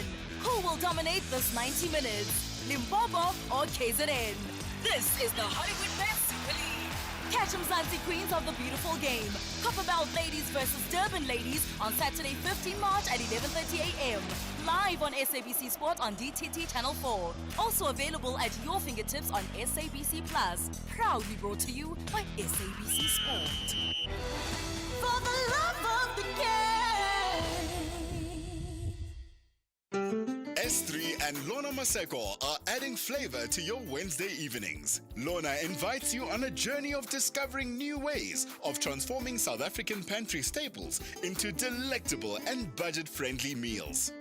From reimagining traditional South African dishes to infusing global inspirations, Lorna's inventive recipes and seasoned cooking tips inspire creativity and will empower viewers to navigate the kitchen with savvy resourcefulness.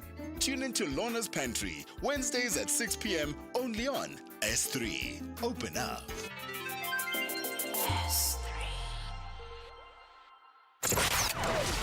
Economic news on SAFM. Facts and figures you can count on. Okay, let's get to those money matters with Makwe Masilela, Chief Investment Officer at Makwe Fund Managers. Good to connect as always, Makwe. So you've got local and global markets in a moment, but some interim results before that. Yeah, AVI, these are the 5 roses, T, Speeds, Gant, ING, guys. Good afternoon to you and to your listeners. Revenue up 1.1% as fashion retail portfolio was challenged by supplier and global supply chain issues, with ING impacted by low abalone demand coupled with lower selling prices, but they managed to protect gross margins. Profit asset earnings per share up 8.9%, and their interim dividend is 0.9% as well. And municipal infrastructure failures added to cost and complexities. And remember, now in January, they reached an in-principle decision to close the Green Cross. And in February, U.S. Job numbers, the Friday U.S. job numbers in the U.S. reflected a mixed posture as jobs created were slightly below expectations. And the U.S. Central Bank's dual mandate to maintain low inflation and high employment faces challenges. And their chairperson said it's important to wait for clearer economic signals before making policy decisions. Market participants are now keenly waiting for crucial consumer price inflation coming up on Friday. And on the other side, we've seen that the Chinese consumer and producer inflation contracted more than expected in February. Ashraf showing a persistent fall in Chinese consumer spending, which has been a key driver when it comes to deflation. And recession fears are back with us. Even Trump himself, in his latest interview, refused to rule out a recession. And locally, our Q1, that is of 2025, we had a modest uptick of 1.41. That's in our construction sector sentiment, but contractors are more optimistic going forward. And tariff uncertainty plus rising output from OPEC plus pressured oil prices, but potential sanctions on Iran oil exports provided some support. And we see Brent crude is up 0.4% at $70 a barrel. And the yellow metal is caught up in a tug of war between a firmer dollar and safe haven demand. Gold is flat at 2,909, but platinum is up 0.4%. And recession fears, as we said, are rattling global markets. It's a sea of red with the JSE down 1%, and the rand weakened to 0.3% against the US dollar is now 18.26, 23.57 against the pound, and 19.78 against the euro. Okay, perfect. Thanks for that. We'll connect again tomorrow, Makwe. Thanks for your time, as always, right? Okay, I'll get to your calls in a moment, but there's a story about a crisis in the deeds office in Johannesburg after this. The National Pulse with Ashraf Garda. Right, we're going to talk to the MK party after 5 o'clock because they've taken to the streets marching against the VAT increase. Remember that 2 percentage point is what was proposed with regard to the budget speech. That didn't quite happen. We don't really know what's going to happen next, excepting there's been rumours it could be 1%, it could be half, but they have to find the monies from some way or the other. And as you may be aware, the Minister of Finance effectively suggesting that if they drop that 2% increase, it could actually put at risk the issue of the SRD grant, right? And there's been huge opposition around that. We've posted the podcast of the conversation I had with Neil Coleman earlier on, so check it out besides the website, check it up on the SAFM timeline on the X or Twitter platform. But there's further comment from Oliver Meth from the Black Sash saying the SRD grant is a necessity, not a scapegoat. It is a lifeline for millions of South Africans who are struggling to put food on the table. And then saying, let's be clear, there is money in the budget. I wonder where you stand on that, right? Let's get then into, there seems to be one crisis after the other in Johannesburg. We talk about water, we talk about lights, we talk about potholes, we talk about hijacked buildings. Well, now what about the deeds office itself, which really deals with properties and property transfers every single day? They've got their own problems, right? I understand the deeds office has come to a halt with more than 5,000 property transfer files now unattended. So it could be yours. You bought a property and you need a transfer. It's going to be stalled because staff are protesting over unsafe working conditions in a building called the Marble Towers in the Joburg CBD. Let's chat about that to Catherine Gascoigne, an executive of the Joburg Attorneys Association. Catherine, appreciate your time here on the National Pulse. Yeah, thanks so much for having me. Thank you. I take it people are protesting, the pulse rate's racing and they're furious. Yeah, it's the staff who are protesting. It's not the conveyancers. The conveyancers are protesting because we can't get into the deeds office. Okay, well, give us some context then. You know, the staff are protesting as the first point, right? And they're protesting why?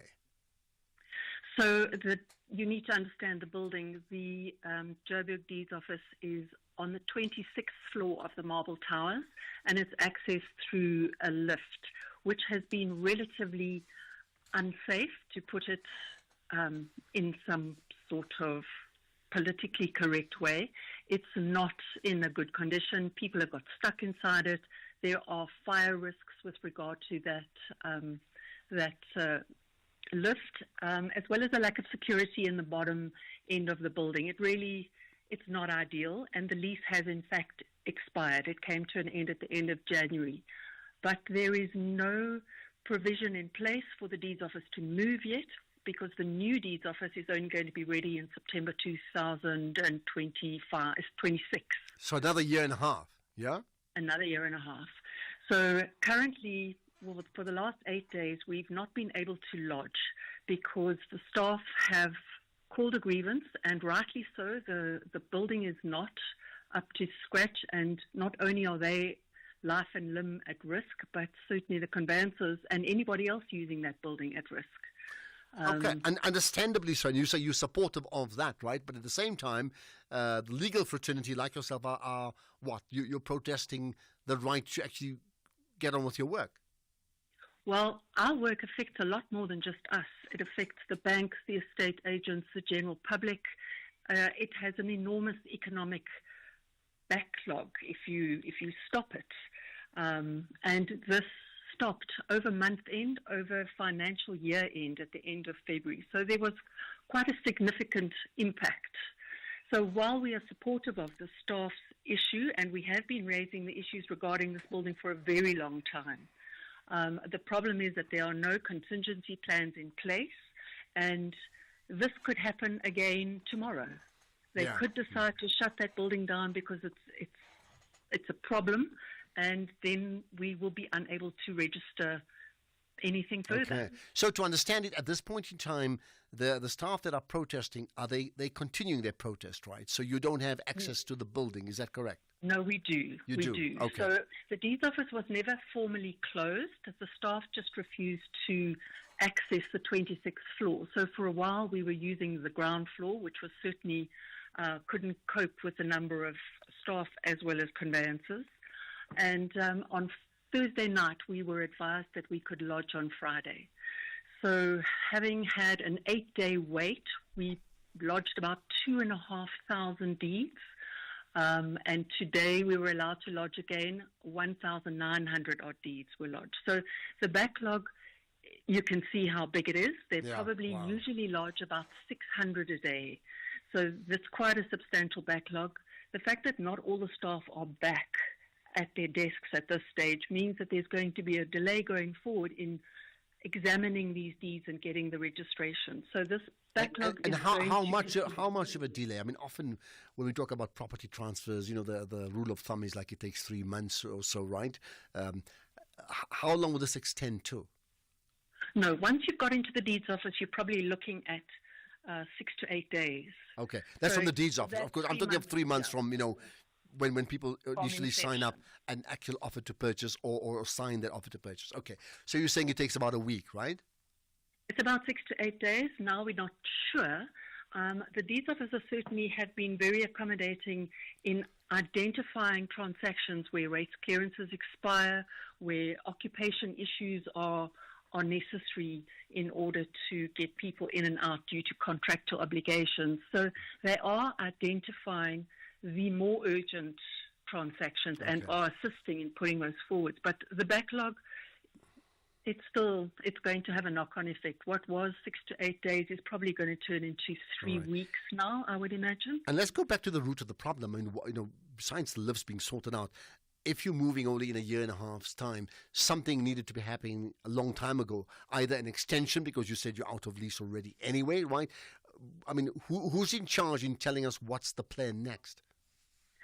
I think that's been a lot of our problem, is that nobody's telling us on the ground anything at this stage. So the landlord of this building is a third-party owner. It's leased by the Department of Public Works.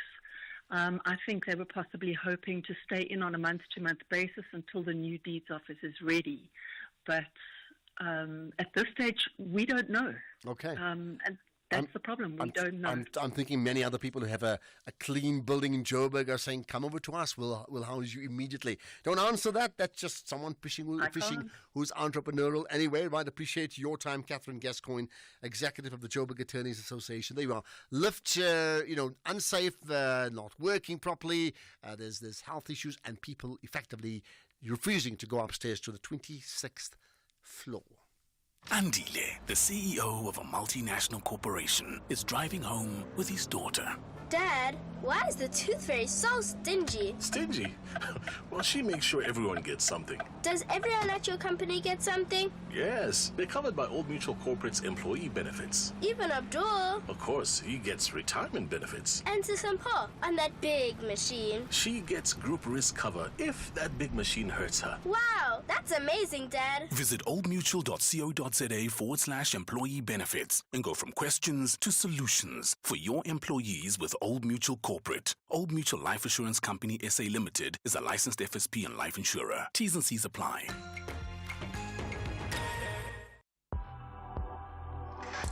You are listening to the National Pulse with Ashraf Garda. Okay, I need to get to know what you're thinking. I have my thoughts about many issues. What does your pulse tell you, right? Kandisa in Matlosana, let's talk about the finance minister. Afternoon, Ashraf, how are you? Yeah, very good indeed. Go ahead, what's your point? No, good man. Ashraf, I was listening to comments of some listeners around the country. Yeah. But the issue of the minister to resign, when you increase other things, you balance things. You check first your income, and then you check how can you your expenditure, and then your income. You see, now people are saying the minister must resign now. Why can't our people of South Africa be patient and wait for the minister on Wednesday to explain why this increase it was there, and then after they can judge the minister from that point of view.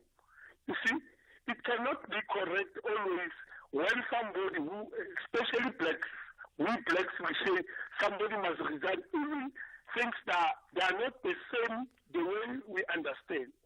But I don't even know if it's a colour issue. I mean, obviously some people are disgruntled and they feel that the minister effectively has not been truthful. I mean, that's the point from Neil Coleman, for example. And that's why he's calling for that resignation. Yeah. Okay, Kandisa, got your point of view. I wonder who else wants to talk about it. There's also an issue on the IEC. Remember, we chatted about this a week ago, about, digitizing our elections, right? Warren, you've got a thought. Hi. Hi, good evening, Ashraf, and all your listeners. Thanks for calling. Go ahead.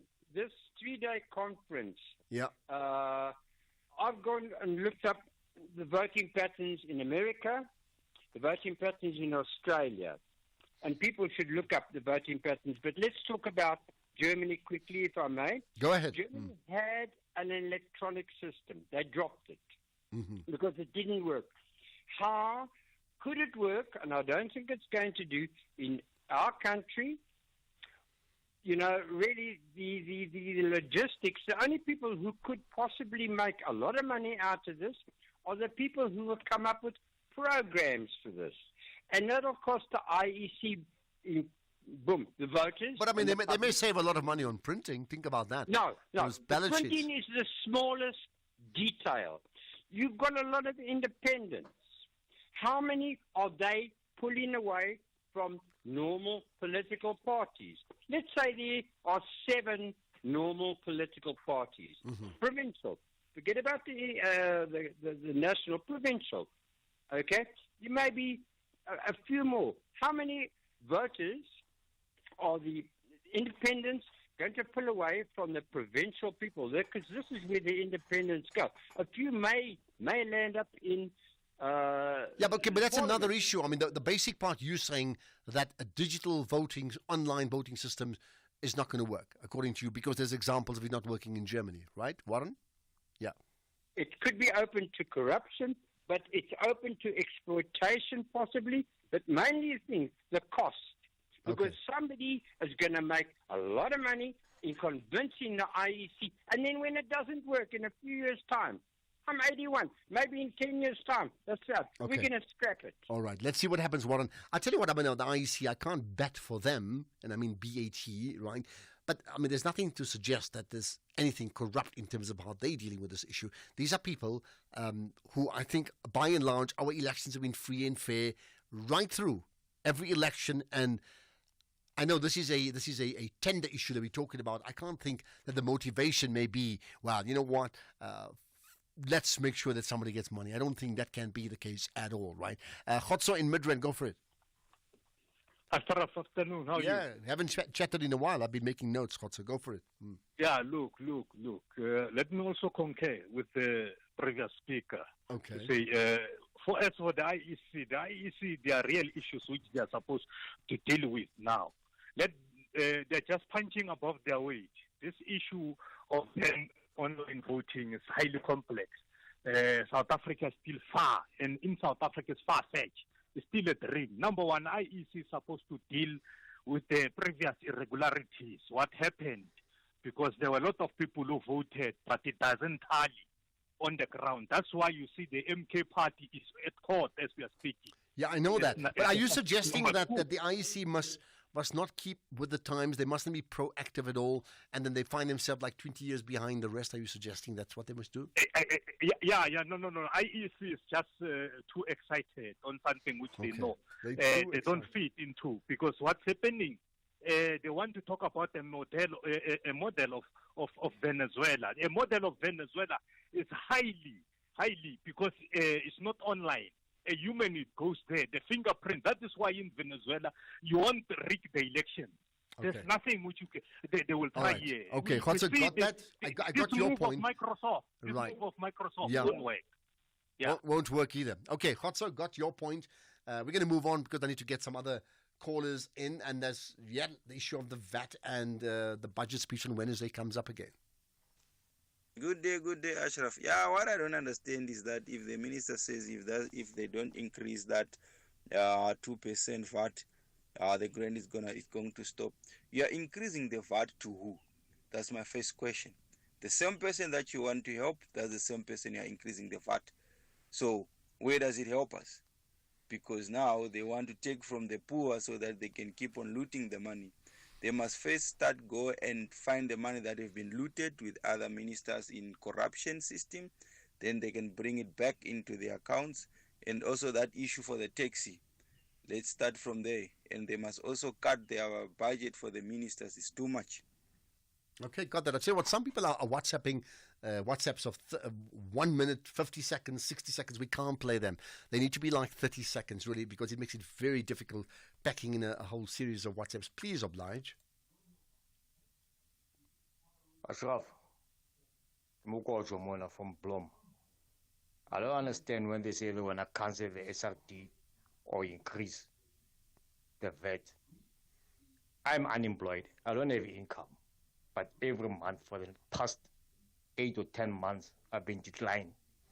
The reason they gave me is that I have income. So some of us don't get the SRD grant. What happens to that money? They do have money, these people. They must just reduce their cabinet. Thanks, Mokozo. Well, I think it's very clear the cabinet size that should have been reduced and was increased as a compromise to accommodate, remember that word? The GNU. It's 5 o'clock. Here's Greg House.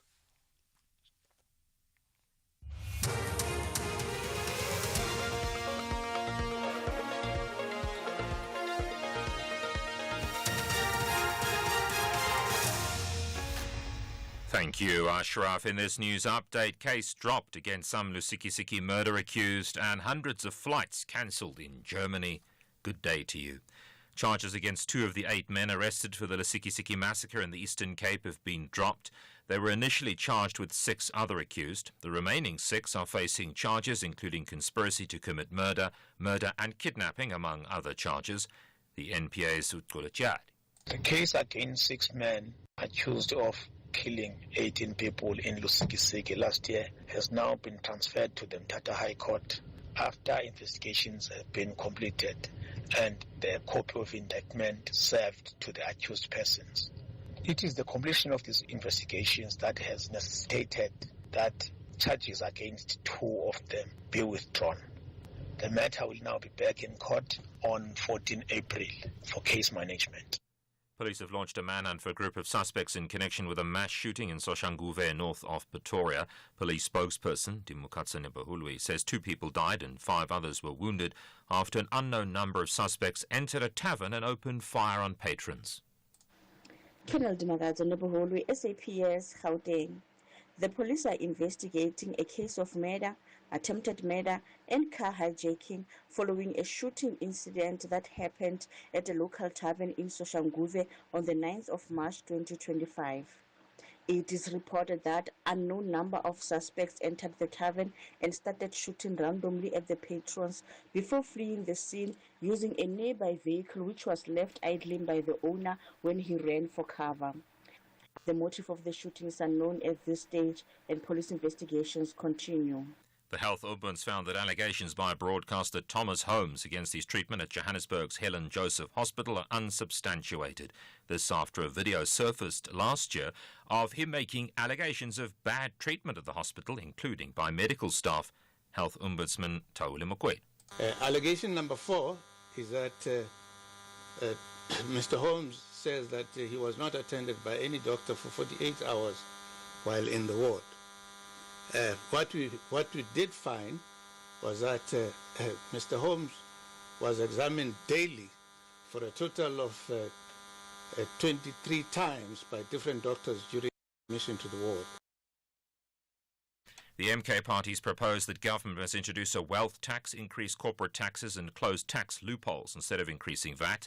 The party's chief whip in Parliament, Mazunile Mani, says this will ensure that government is able to reduce its debt deficit while maintaining its social obligations. His comments come ahead of the finance minister's budget speech on Wednesday after a 2% VAT hike was rejected. He says the MK party rejects any kind of VAT increase. Tax on high net individuals is essential to redistribute wealth and fund critical public services. The rich continue to hoard wealth and exploit tax loopholes while the poor bear the financial burden of state revenue. Increased corporate taxes and closed tax loopholes, so to say. Multinational corporations and big business exploit the tax loopholes, depriving South Africans of the much-needed revenue. The ZF Mgao District Municipality in Uppington in the Northern Cape says its emergency services are on high alert following heavy rain and flash floods that affected several areas. The municipality says these areas remain inaccessible due to the flooding.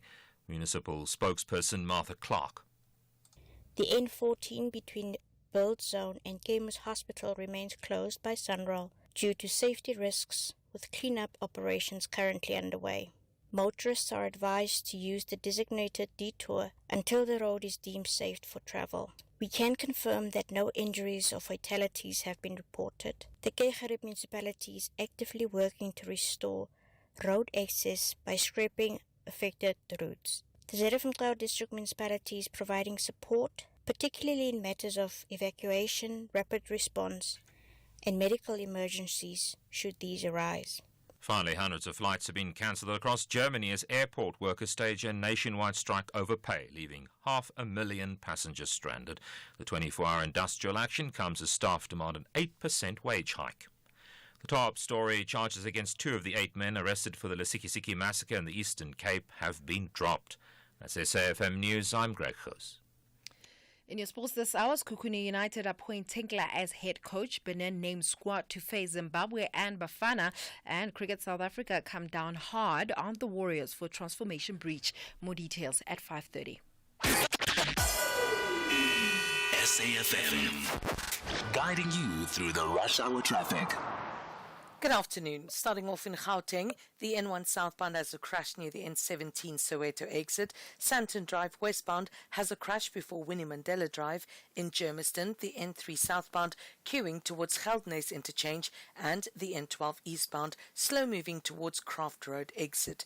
In KZN, the N3 eastbound has a stationary truck at Linfield Park. The N2 southbound has a stationary vehicle before the M41 Gateway exit, and Umgeni Road westbound is slow moving through Springfield Park. In Cape Town, the R300 southbound slow moving towards Stock Road exit, the N2 Nelson Mandela Boulevard outbound has a crash before Hospital Bend, and the M3 Philip Gesana Drive outbound queuing towards Hospital Bend. With your traffic update, I'm Irma G. Stay safe on the roads. SAFM is with you. S3 and Lorna Maseko are adding flavor to your Wednesday evenings. Lorna invites you on a journey of discovering new ways of transforming South African pantry staples into delectable and budget-friendly meals.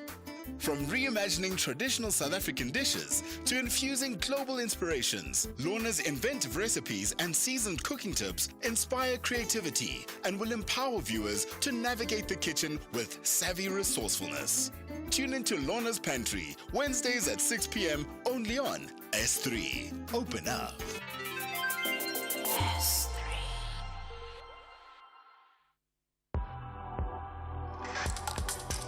The National Pulse with Ashraf Garda on SAFM.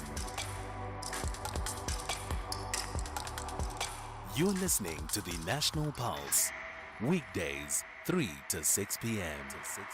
So we're going to chat to the MK Party's representative, Dr. Tanti Mthanti, pretty shortly about their position against the VAT increase that comes up in a moment or so. But in the meantime, let's talk about VAT increases. Hi, Ashraf. Anonymous here. Ashraf, this is the worst government and regime we've ever been subjected to. Never before under any president post-1994 have we had VAT increase in such quick succession. Not by one. This time we are told it's going to be increased by 2%. This is nonsense. This is supporting their lifestyle of looting. It's not going to stop if we don't do anything about it as a people of this country. And what would you like to do about it, by the way? Just let us know, right?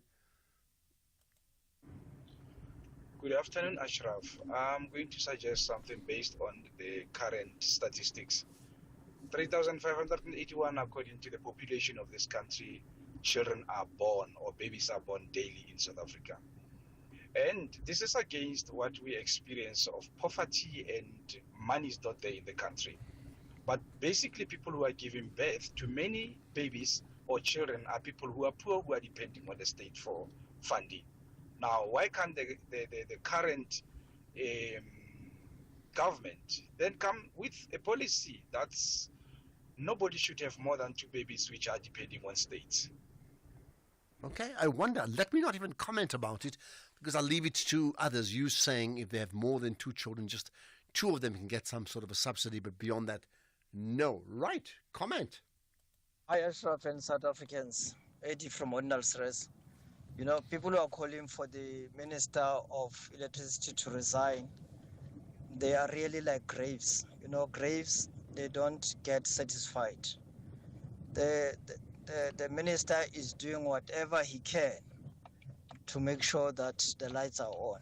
So it can't be just one mistake or one oversight, then we call for his head. It's really not good at all.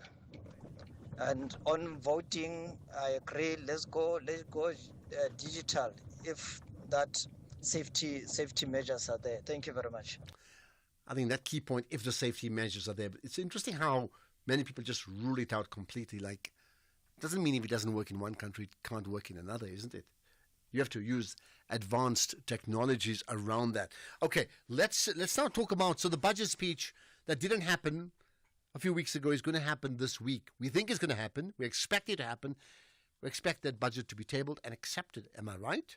Well, certainly many are in opposition to it. You heard earlier on Neil Coleman saying, in fact, that the Minister of Finance should resign. Now, the official opposition is the MK Party. They've marched in Pretoria today to the National Treasury with a very specific focus, as well as to the SARS offices, because they made the point about opposing suggestions of a VAT increase. Remember, what should have happened a few weeks ago was a 2 percentage point VAT increase. You know, that was told. We have no idea at this point in time what actually is going to happen. What we do know is, because what we've heard is that the ANC and the DA, as the senior members of the GNU at this point in time, have not reached an agreement, and this is close to 11th hour once again. Well, it doesn't stop the MK Party having a position on this. Let's find out more with Dr. Tanti Mtanti, the MK Party member. Appreciate your time, Dr. Mtanti. Thanks for joining us. Thank you for having me, Ashraf. Right. Okay, why the need to protest? Well, I think the proposed VAT increase has got pretty massive implications for a lot of our people, right? I mean, the minimum wage in South Africa is around 4,500. As we have seen, a lot of the money by our people is largely spent on food and transport. So taking out any little penny from their pockets has dire implications. Okay, now we don't know. I mean, we know there was the plan was 2 percentage point increase. We don't know what's going to happen now. Do you have any idea what's going to happen? Well, I think there's an indication of something between 0.5 and 1% increase, and pretty much we're still opposed to that. We saw what the 1.1% increase did in 2018 when Cyril Ramaphosa came into power. Basically, certain categories like food, clothing, and footwear, they declined. People just didn't have more money to buy food. It's really a ridiculous policy. Look, if I earn 4,500 rands and I pretty much spend all of that money on food and transport, and you increase VAT, yeah, where am I going to get the extra money from? Okay, so if the increase is 1%, you'll oppose it. Would you oppose an increase if it's less than 1, like 0.5, for example? We would oppose any increase because an increase of 1% is effectively an increase of about 8. Increasing VAT by 1%, when you divide 1 by 15, that's not 1%, right? It's effectively an increase of 6 to 8%.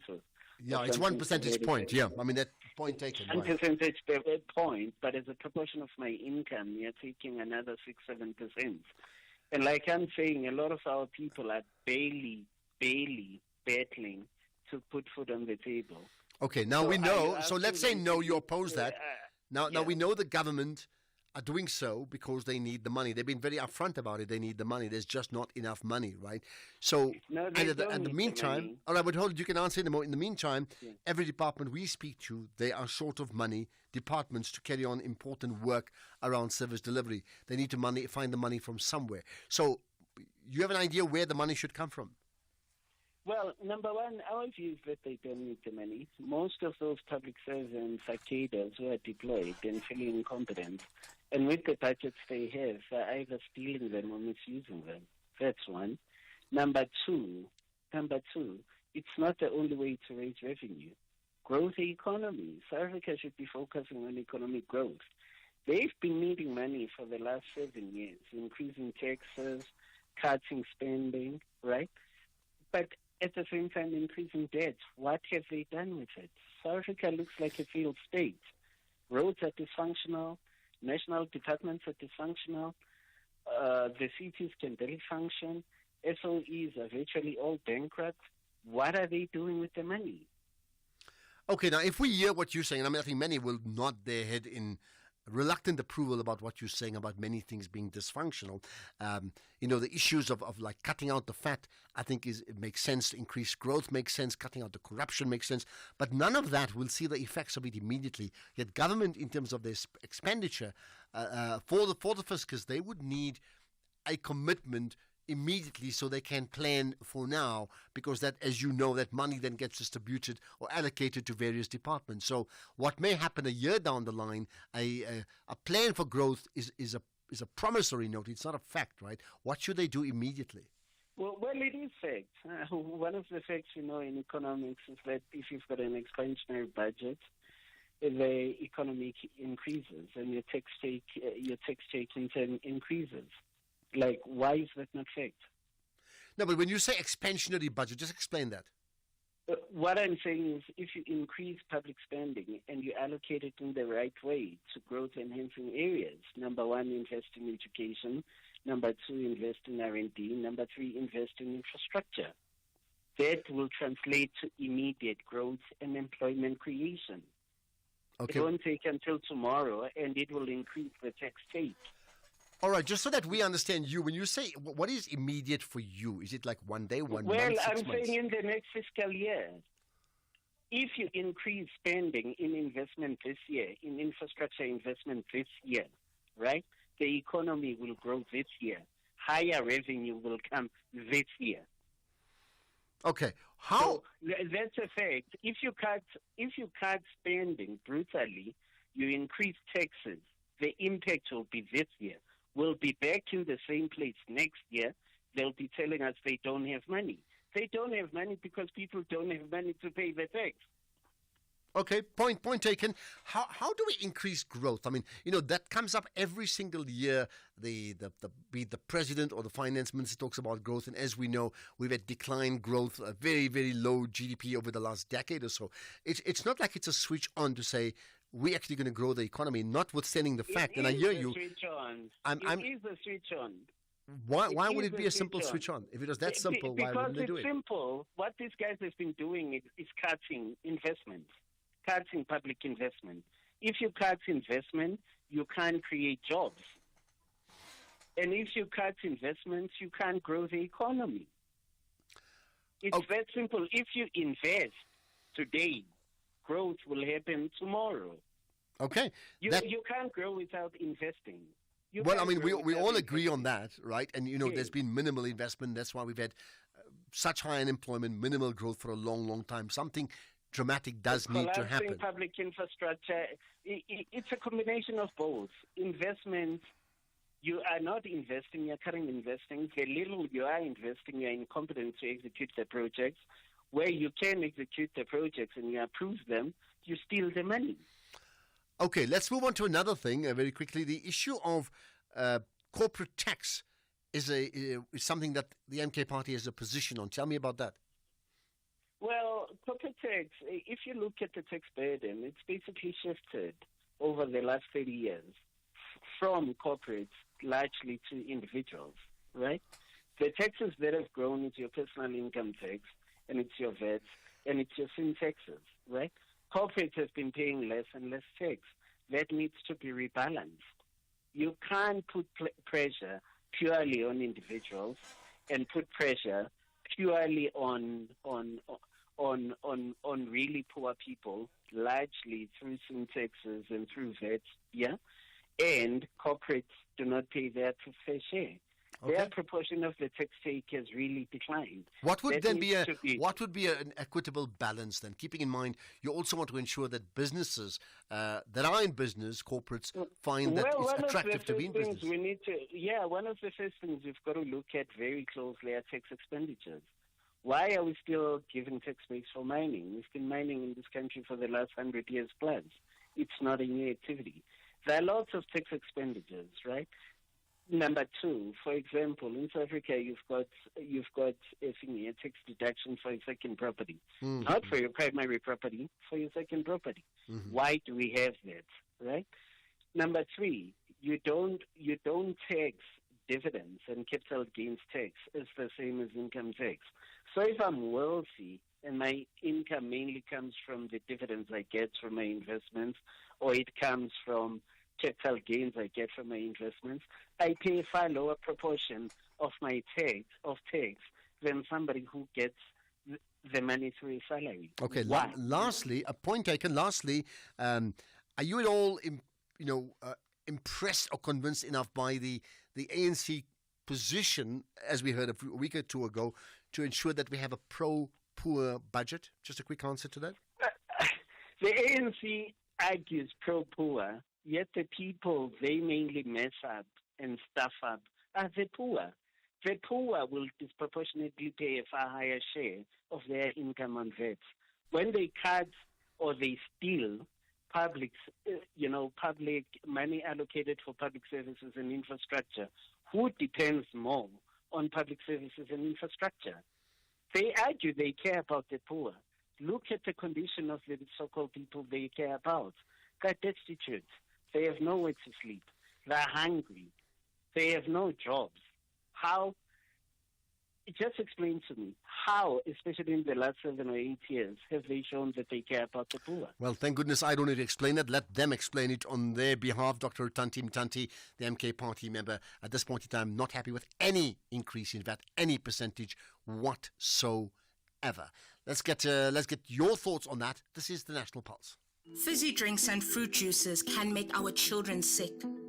Sugar is dumped into their bodies with every sip, which could lead to obesity, heart disease, and diabetes as they age. We must protect them from drinks high in sugar. Demand a stricter health promotion levy now. Sign the petition on heala.org. That's HEALA.org.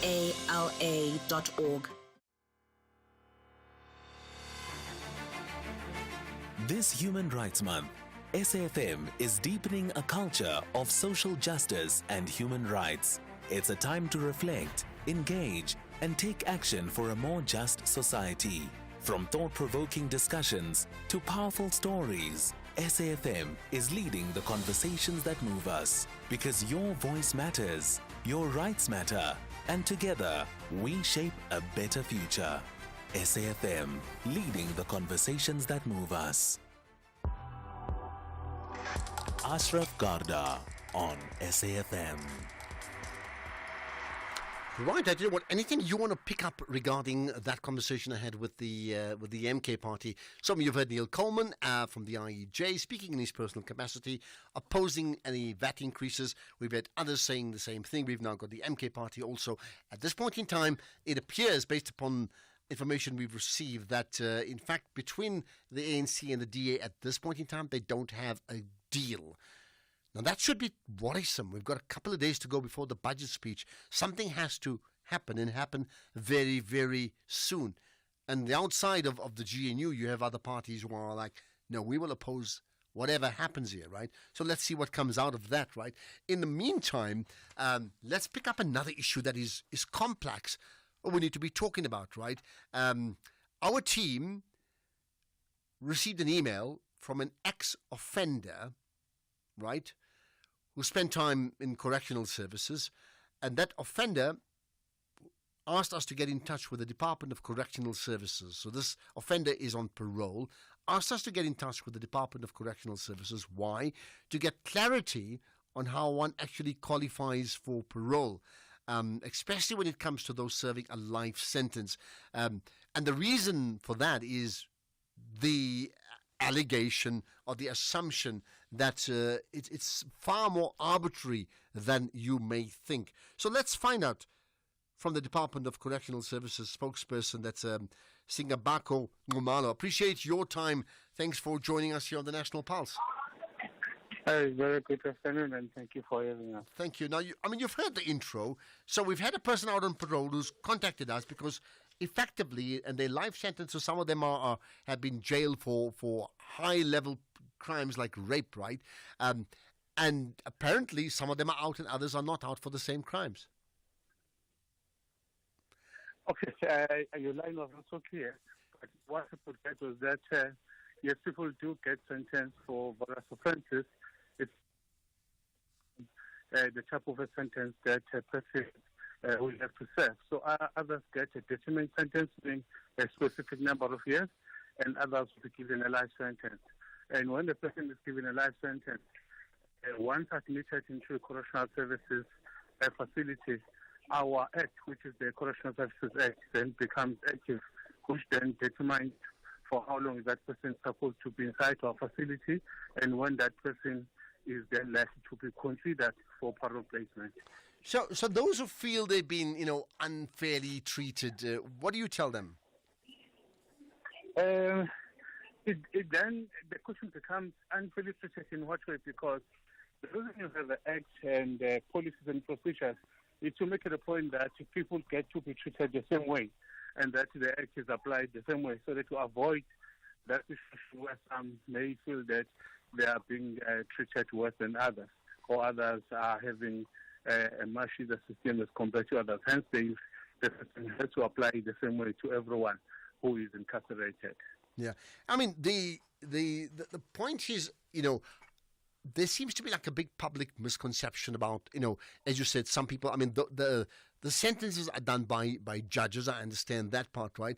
But the issues of what does it take to rehabilitate a person? I mean, what can you tell us about that? Okay.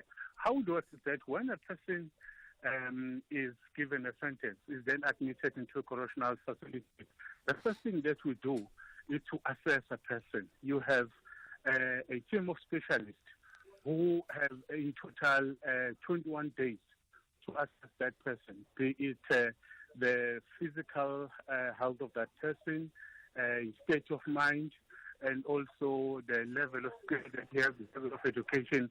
In actual fact, they go through the entire body system in a way to determine what type of a person are we dealing with here. Yes, we might be incarcerated, let's say, for murder, given a life sentence, but we then need to understand what else is in this person, meaning that are you someone that committed a crime because you were dealing with other struggles in your life, or there were other, pushing factors. So as a department, we need to have that assessment done. Hence, after the completion of the assessment, we then put together something called a correctional sentence plan, which then is like a contract which guides your life now towards rehabilitation, in saying that for the term to be with us, these are the programs that will benefit you. This is how you will be assessed, and this will be the time when you will be considered whether you are now suitable to be placed out. And these things are explained to an offender, where we have a structure called the case management committee. They sit down with an offender, explain everything in saying that here's the correctional sentence plan, this is how it's going to be implemented, and this is how you'll be assessed once you've completed all the programs which are here. And at the end of the day, then that person, come the time for parole consideration, that correctional sentence plan will then be checked whether indeed it was complied with or not, and also looking at the assessment response by specialists. And if a person is deemed to be fit now to be a candidate for a placement, because you're a lifer, then the system is different. The case management committee will put together your profile, which will go before the parole board. From the parole board, your profile will then move to the National Council for Correctional Services, which will also do their own assessment. From there, your profile will then go to the minister, who will then make decision whether you are to be placed out or not. So just to confirm, because the line's not very clear, I'm afraid, but how long does a lifer have to serve time in prison before they are considered for parole? It then depends when were you incarcerated. People who were incarcerated before October 2004, those people by law were supposed to spend at least 20 years before they become eligible to be considered for parole placement. And but then there were special remissions and they ended up having to spend 12 years and 6 months. But then after 2004 October, people who were given life sentences have to spend 25 years. Mm-hmm. They are then considered for parole placement. And currently we have in the main all those the people who were incarcerated after 2004 October. Those are the people who are now in the main are doing life sentences, and they have to finish that 25 years. Unlike in the past, where people after 12 years. Okay, so it's been extended, yeah. Just the last thing, I mean, just very quick answer. How many lifers then are on parole at the moment? And perhaps you can answer this in one go too. When they come out on parole, right, how many of them are then completely rehabilitated? I mean, do you have anything you can tell us on that? You've got about a minute to answer that. Fika, the second thing is that currently we have 18,000, just over 18,700 people who are doing life. I'm talking about people who are within our system. About those on parole, I would have to go back and check those figures. But 80,700 plus, it's a number of people who are currently doing life in our facility. All right. And then just lastly, I mean, anecdotally, when they do come out on parole after serving life, how many of them get fully rehabilitated compared to those who go on doing the same things that got them into prison in the first place? Yes, they get to be monitored by our parole monitoring officials. And a person who was given a life sentence, you are on parole for the rest of your natural life. So they'll monitor that person until he dies. I see. Okay. Thanks for clearing that up. I appreciate you giving off your time. Department of Correctional Services spokesperson Singabako Ngumalo. Thank you for that here on the National Pulse. Let's get the news headlines. It's just gone 5:30. Here's Greg House.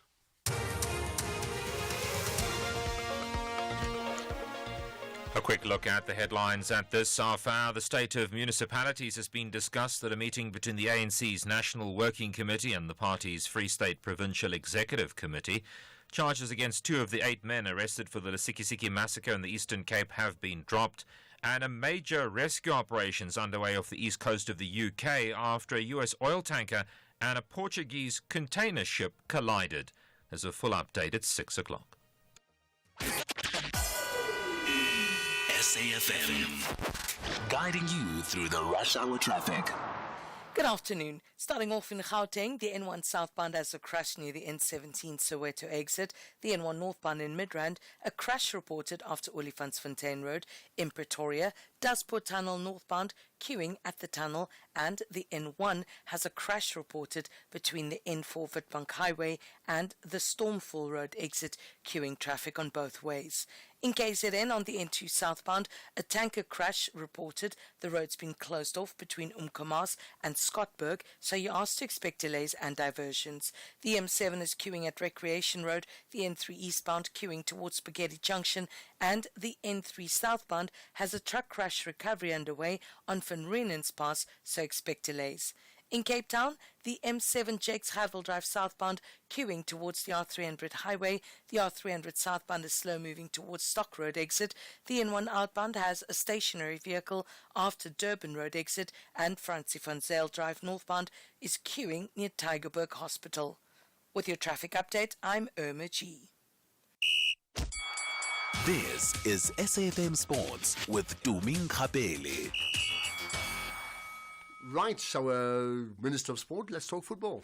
Well, Skukunya United have appointed Eric Tinkler as head coach with immediate effect. The former Cape Town City coach who left the Citizens at the end of last year replaces Lukhono Losiema after he was fired last week. Babina Nogwa, Tinkler's sixth club after Orlando Pirates, Maritzburg United, Chiba United, Supersport United and Cape Town City. Meanwhile, Barcelona are set to honour Team Doctor at their Champions League match against Benfica tomorrow. Carlos Manera passed away over the weekend, shortly before Barcelona's La Liga match against Osasuna, which led to the postponement of the fixture. Barca play their first game since his passing tomorrow in the return match of their round of 16 tie with a 1-0 lead from the first leg, and Minaro had joined Barca back in 2017. In rugby, France captain Antoine Dupont faces a long time on the sidelines with a knee injury. He sustained the injury in LeBlanc Six Nations win over Ireland on Saturday, and it potentially means that the Springboks will not be able to play against the Frenchman in their test in November later this year rather. Then in cricket, the Warriors have been eliminated from the CSA One Day Cup after being docked points for not following Cricket South Africa's transformation policies. Now, the team from Eastern Cape fielded 6 players of colour but failed to select 3 Black African players against the Dolphins at Kensmed. Only Andile Makakane and Sinetemba Xashile who took to the field for a match that the visitors won by 116 runs. Under Cricket SA's transformation regulations, all teams must field 6 players of colour, which include a mandatory of 3 Black African players in each game. 5 points were docked from the Warriors, including bonus points that were gained in the match after beating the Dolphins. Then in Olympic news, Africa's most decorated Olympian Kirsty Coventry is among the front runners to replace outgoing President Thomas Bach at the International Olympic Committee General Assembly this March. If elected, Coventry would not only be the first woman to lead the IOC, but also the first president from Africa, marking a historic moment for the Olympic movement. The swimming legend, who is the current Minister of Sport in Zimbabwe, is running for IOC president with the goal of reaching as many young children as possible and ensuring that they have the same opportunities she had to pursue her dreams. Then in cricket, England batsman Harry Brook has pulled out of the Indian Premier League, saying that he needs to recharge and focus on international cricket. The 26-year-old was signed by Delhi Capitals for the new IPL season beginning later this month. Now, Brook also withdrew from his contract with the Delhi side last season after the death of his late grandmother, and he now faces a possible 2-year suspension under rules designed to prevent late pullouts from the money-spinning T20 league by overseas players. And then in athletics, South Africa President James Moloi says that the National Federation is prepared for the new athletics season, which kicks off with the Grand Prix Series Continental Tour Challenger 1 at Pilgrim Stadium in Tshwane on Wednesday. Moloi encouraged athletes to seize the opportunity to qualify for the World Senior Championships in Tokyo in September.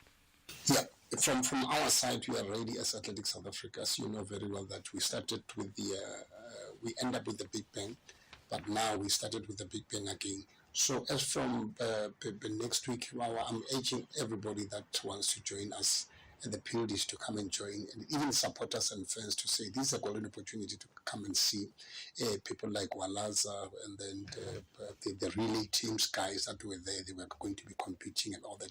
If we can again support these events, because now is where everybody's going to be elected, and then we are going to choose the best athletes that are going to represent South Africa. It's a golden opportunity for everybody just to qualify. But it's not going to be the first event. We'll have another second leg of the event. Well, with that said, it's a wrap from my side for now. What do you make of this Warriors? I'm worried about the Warriors story. Yeah, it's very worrying. But from my understanding, and it's unconfirmed reports, and we're yet to hear, which is something that I'm looking out for, a statement from the Warriors themselves, is that reportedly there was an injury because, as I did say in the story, they need to field 3 black Africans of the 6 players of color. But that's it was only that's 2. the law. That's the rule. That's the law. Yeah, that's the rule, and they only were they only fielded 2 black Africans, and from my understanding there was an injury. However, if it is true, perhaps for me, I would say you'd write a letter. Is it not like the norm that you write a letter to Cricket South Africa that this is the issue that we have, and is it okay that we continue in this route? But we are yet to hear from them. Well, in 2 ways. You'd write the letter immediately to say, we had no choice, this is what happened. On the one hand, at the same time, if Cricket SA then dropped them from a competition, shouldn't they be having a meeting with them first? I mean, both ways. Why even drop them without actually having a disciplinary hearing of sorts? True, both but ways. again, I guess also rules, are they not? Yeah, but you need to, I mean, even like there's the law, but you go to court and you testify. You explain why you did what you did. And that's why I'm saying I'm waiting for a statement from Warriors, because if they keep quiet, everyone is just making conclusions around what actually happened. Hopefully it'll come up soon, right? Just a quick one. That Sundowns game that didn't take place. Was it Sundowns, right? In the Nedbank Cup, because the stadium got double booked. Did you follow that story? It was Sundowns again. Sundowns, yeah. Yeah, it was Sundowns. So did you follow that story? So they both got they didn't play because the under-17 there was an under-17 competition on at the same day, same time, and they only found out the day before the game itself that actually somebody double booked it. I don't know who double booked it. Like, who's in charge of this? And my thing is, there's a whole process to follow to book a stadium, which is crazy, because when you book a stadium, you need to also book like the medical team. You need to make sure that everything in the stadium is on point. So for you to only find out a day before is crazy, because you do that well in advance. Like SABC, let's assume it's covered from SABC or SuperSport or whatever. They would have to contact them. It's like, okay, our guys are coming on the Tuesday. There's a recce that takes place. So like, they only find out on the Friday. Crazy. It actually happened in the women's team before. Okay. Somebody actually did say they must blame the mayor of Pretoria. So how could you allow this to happen to our Mamelodi Sundowns? Always find a reason to blame the person right on top. There we are. All right, more sports tomorrow, but you better say goodbye. More sports tomorrow. You are listening to The Chill Zone with Bertha Charuma.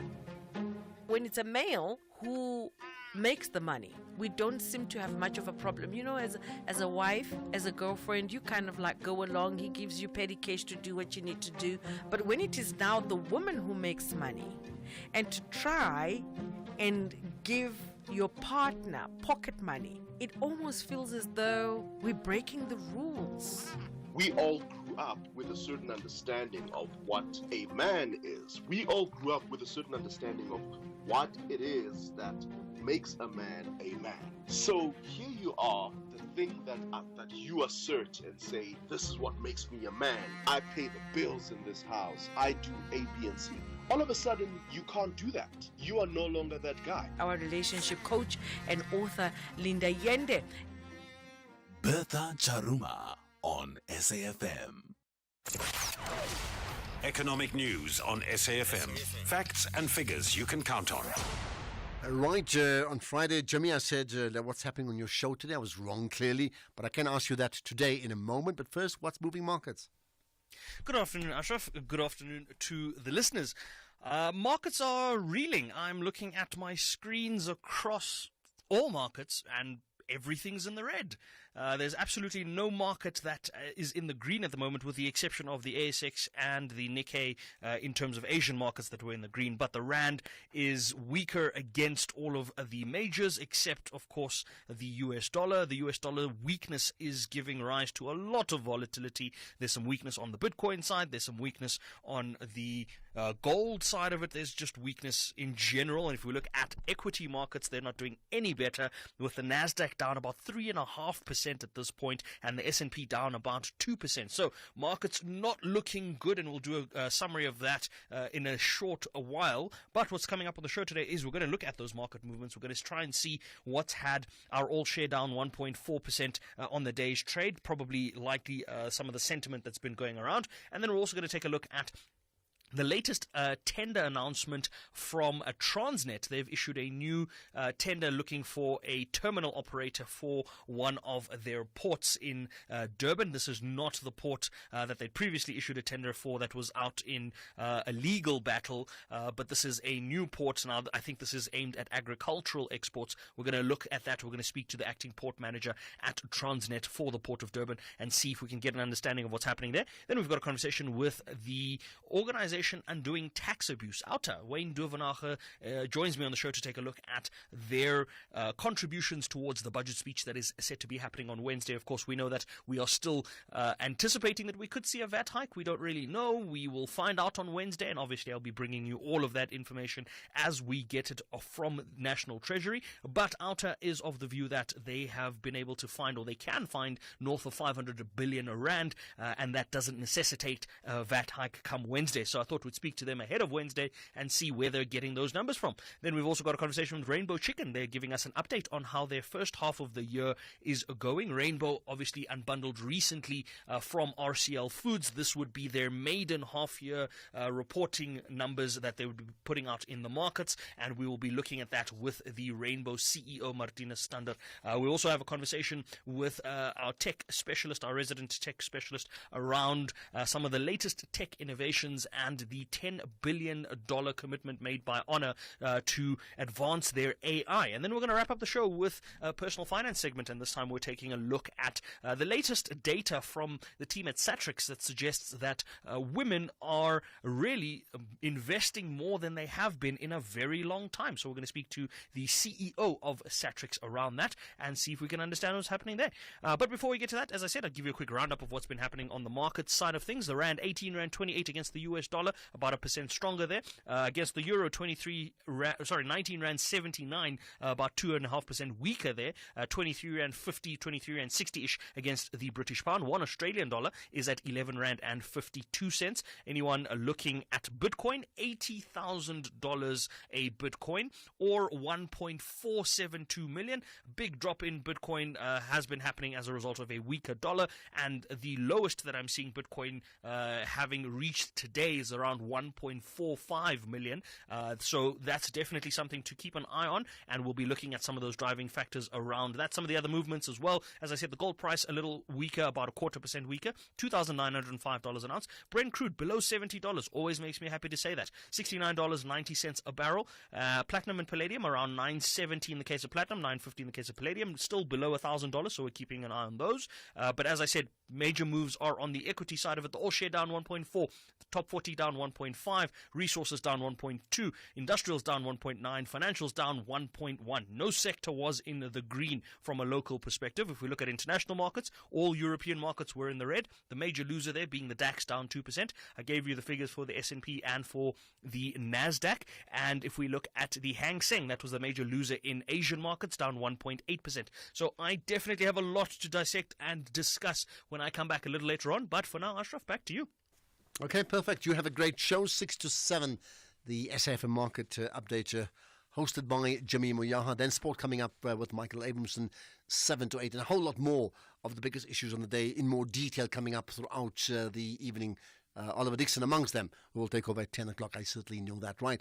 What happens now is you take over, because I want to get to know what your pulse tells you about the biggest issues in the country.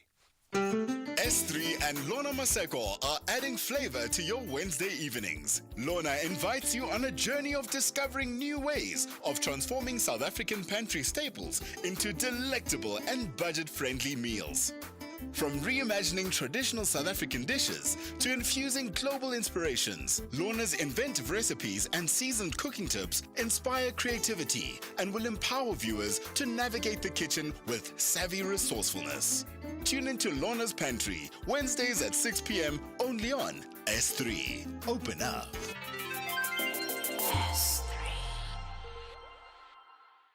The citizens are not willing to settle for anything less than a win. And now it's with Haaland and on to Foden. Foden to finish the game.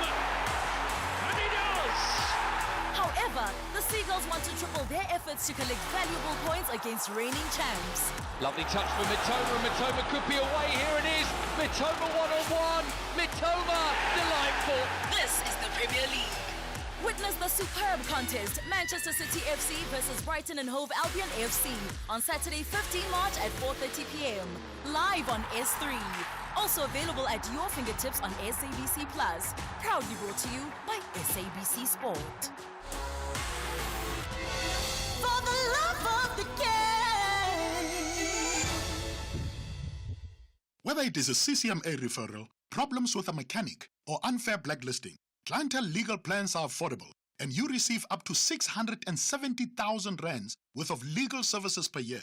We cover civil, criminal, and labor-related matters. Our legal team will be your support 24 hours a day. SMS SAFM to 32195. That's SAFM to 32195. Clientele General is an authorized FSP and a licensed non-life insurer. T's and C's online. Standard rates apply. You are listening to the National Pulse with Ashraf Garda. And I certainly want to know what you think, right? Here's one about the VAT increase. Government says they need money, so why don't they cut down personal expenditure and second housing allowance and their amazing expensive security detail? I think more than half of what they require will be filled up from Omari and Mpumalanga. But that's come up so often, and the reasons why not, well, okay, it becomes less attractive to be an MP or something like that, right? TG saying, Ashraf, what this guy is talking about and who must invest in these MK criminals don't make sense at all. As the job of the government is to make conditions good for investors, not to invest. And can they account for the stolen billions during the Zupta years? And MK criminals are not the right people to talk about corruption. And this goes on. I can't read the whole thing. It's too long. But I get what you're saying. I'm going to be very critical of that. Let's get comments from you. And a lot of it is dominated, understandably so, by the budget and the grants and the implications thereof. In Plantline KZN. Right, go for it. What's your point? Ashraf, Yeah. How are you? Yeah, Thank you very for good. taking my call. You see, Ashraf, the problem in this country, we don't have accountability. We need to be told what the money of the previous budget did. before we get to be told where is the money of this recent project, and then where the money is going to come from. ANC keeps on stealing money through tender system. There is no accountability there. Money gets to be stolen with the unnecessary expenditure. No accountability there. The money is always there. Problem in this country is accountability. Okay, you've said that. I got that. Money is always there. Many people, in fact, say the same thing, right, in Tlantla. Thanks for that. Sipho in Uppington, you also want to talk about the budget. Ashraf, good afternoon to you. Good afternoon. Ashraf, there is no way that we can believe that South Africa does not have money today at this time. One, we may agree generally government is not collecting as much as they should. The economy is not doing well. But last year, there was a budget that was presented before the nation. And we cannot accept that while government is insisting, Treasury in this case, is insisting on other government entities on cost recovery, on month to month, not on month to month. They want to see at least 4 to 6 months. If you are 8 months, you are good to them. And they have not done the same on annual basis for them, that they can't cover the next 2 years. Mm-hmm. When this year we're running down of collection, they can't cover the next 2 years. Well, clearly We there's been huge problems, and I mean, therefore, even SARS has said, if you invest more in SARS, you'll actually increase your revenues because they already do very well in a very difficult terrain. But if they do that, they'll be able to broaden the tax base just by ensuring that they collect even more than they're collecting right now. As far as expenditure and wasted expenditure, well, that's another whole conversation. They can say, Ashraf, for 2025, there's no tax increase. 2026, there's no tax increase. But 2027, there will be tax increase. But the ratio, the cost recovery ratio, they should have covered it at least for the whole year. Okay. That's what they are insisting in other government entities, that they must have cost recovery ratios that are positive. Fair what point. happened to them? Okay. All right. I think we've just lost you, Sipho. Thanks for that call, Sipho in Uppington. Right, there's what about the issue of the health ombudsman and Tom London? Sitembile in Flagstaff, you got an opinion. Go for it. Yes, I do. Ashraf, how are you? I'm good indeed. Right, what's your point? The point that I'm trying to make, Ashraf, is that everything that Tom London claimed to have taken place at Helen Joseph Hospital, I have a reason to believe that it was very true. It is just only the technicalities, or maybe he just did not understand, and some other points that he made, the time frame of the waiting time for the person to be, or the corpse to be removed from the bed to the mortuary. Secondly, I think Ashraf, it is very incorrect of the law or the rule, if that is the case, to have a person who has died in the ward for at least a period of about 2 hours next to other patients. I think they need to have a particular room, that a kind of a setup. I agree with you, like a waiting room, if I can call it that, a separate room. Yeah. You can't let the person lie with patients in the same place. I mean, it's just crazy. Remember, I am sick as well here. Yeah. Here is the person who is dead. Yeah. So I think Tom London was quite correct to say that. You know, because that he didn't know how long that the corpse. But now we know it's not even that hospital. It's standard practice, which, like it or not, is what they do. Okay. Yeah. Sitembile, thanks for that one. Any further thoughts on the health ombuds findings around Tom London's allegations that went viral through his video clips when he was hospitalized some months ago, I think it was. Nkosi in Durban, go for it. Hello. Hello, how are you? Yeah, I'm really good, thank you, man. Right? What's your point? No, I'm next Mbambo here in Durban, Umlazi. Okay. But actually, I was so shocked on the weekend to see on my television when Mr. Ramaphosa announcing that they were going to do interventions in Johannesburg for G20, like eThekwini. You know what we got after the intervention? They say they are telling you it's water shedding and electric shedding. Now we don't have. Here at Umlazi, from every day there's no water from 9 or half from 8 to 3 every day. That's what the Johannesburg people they'll be getting. It's not. I'm not sure. But I did thought that the media was going to come and investigate what does he mean. Well, maybe we need to follow that up, because I think what they were saying, effectively, like you can say, Joburg's in administration. I mean, that may not be the legal word, but in effect, that's what it is. And the plan was that we have a problem, it needs to be fixed, and therefore it needs to be monitored by a special grouping. In the meantime, they'll follow the example of what happened in Durban or eThekwini. And I've heard that many people say, but actually they fixed some things, but they haven't fixed everything. So your point is noted. I think we need to maybe make the comparison to say, what did they do in Durban versus what they can do in Joburg, and let's see how we can compare two significant cities in South Africa. So, Nkosi, thanks for raising that. Did you want to add to that very quickly? Yeah, no.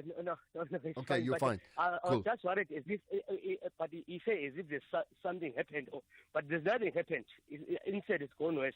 Okay, all right. Anybody else from Durban or eThekwini who believes it's gone worse, or it's much better now, particularly at the leadership level? Afternoon, Ashraf, about this budget speech. If the government feels that there is no money in the fiscus, why don't they cut spending? Why do increase tax? They need to cut from the protection service, then cut the size of the cabinet, then cut the public wage bill. I mean, most of the money is going to the public wages. So they need to cut there. There are many unnecessary posts there. Thank you so much. Mona in Cape Town. Was it Action SA? I hope I've got it right. They proposed, I spoke to them last week, there's a podcast of that, but they said, scrap all the deputy ministers. There's so many, scrap them. The problem is those are places that they've kept there to ensure that the government of national unity remains just that. Is it bloated? Absolutely. Maybe they're really committed to, building this into the type of nation we want to live in, which is a sound government. Then maybe they all have to review what they agreed upon, sometime in June when they agreed on the GNU, right? Okay, and speaking about that, here's another thought. Hi, Ashraf. Simple. To deal with the budget and the VAT, we say no to VAT increase. Bottom line, what you must do is cut the budget for the VIP protection and all these useless ministers. Deal with corruption so that you can recover those monies. These guys are looting, and the AG always complains about looting. Okay, and there's another on, understandably, the budget. Afternoon, Ashraf, about this budget speech. If the government feels that there is no money in the fiscus, why don't they cut spending? Why do increase tax? They need to cut from the protection service, then cut the size of the cabinet, then cut the public wage bill. I mean, most of the money is going to the public wages. So they need to cut there. There are many unnecessary posts there. Thank you so much. Mona in Cape Town. Okay, and there's another one about the overall government. Ramaphosa's government must be the worst we've ever had in this country. This is nonsensical. How do you expect people that are still reeling from the high interest rates, high food prices, and high fuel and everything else, then you still subject them to a VAT increase? How are we supposed to live? Okay, you see, there's so much on that issue. Here's the last one on the deeds office story. Hi guys, Ashraf and the team there. Will this conversation about the deeds office be on podcast? If so, can you please send me the link or tell me where to find it? Well, yes, it is. The best way to find it, we'll tweet it out. So check up SAFM on Twitter or the X platform, but also go to the website, safm.co.za. Then look for podcast, then look for the National Pulse. You'll find all the interviews that we do there. In fact, here's the last one about the grants.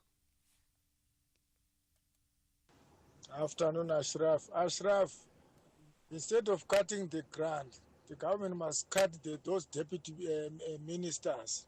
Those people have got potential to open spaza shops because they've got capital. They must not cut that grant. Those that bloated parliament, they must look there. That's where the problem is there. Norman from Brixton. Okay, that's the last one. The problem is there. Let's leave it at that. Thank you. I predict there'll be so much more conversations about the budget speech tomorrow. I have no doubt about it. But perhaps live and listen to Jimmy Moyaha's show coming up from 6 to 7. I'm sure he's going to touch on it too. It's 6 o'clock, time for the news. Here's Greg Hose.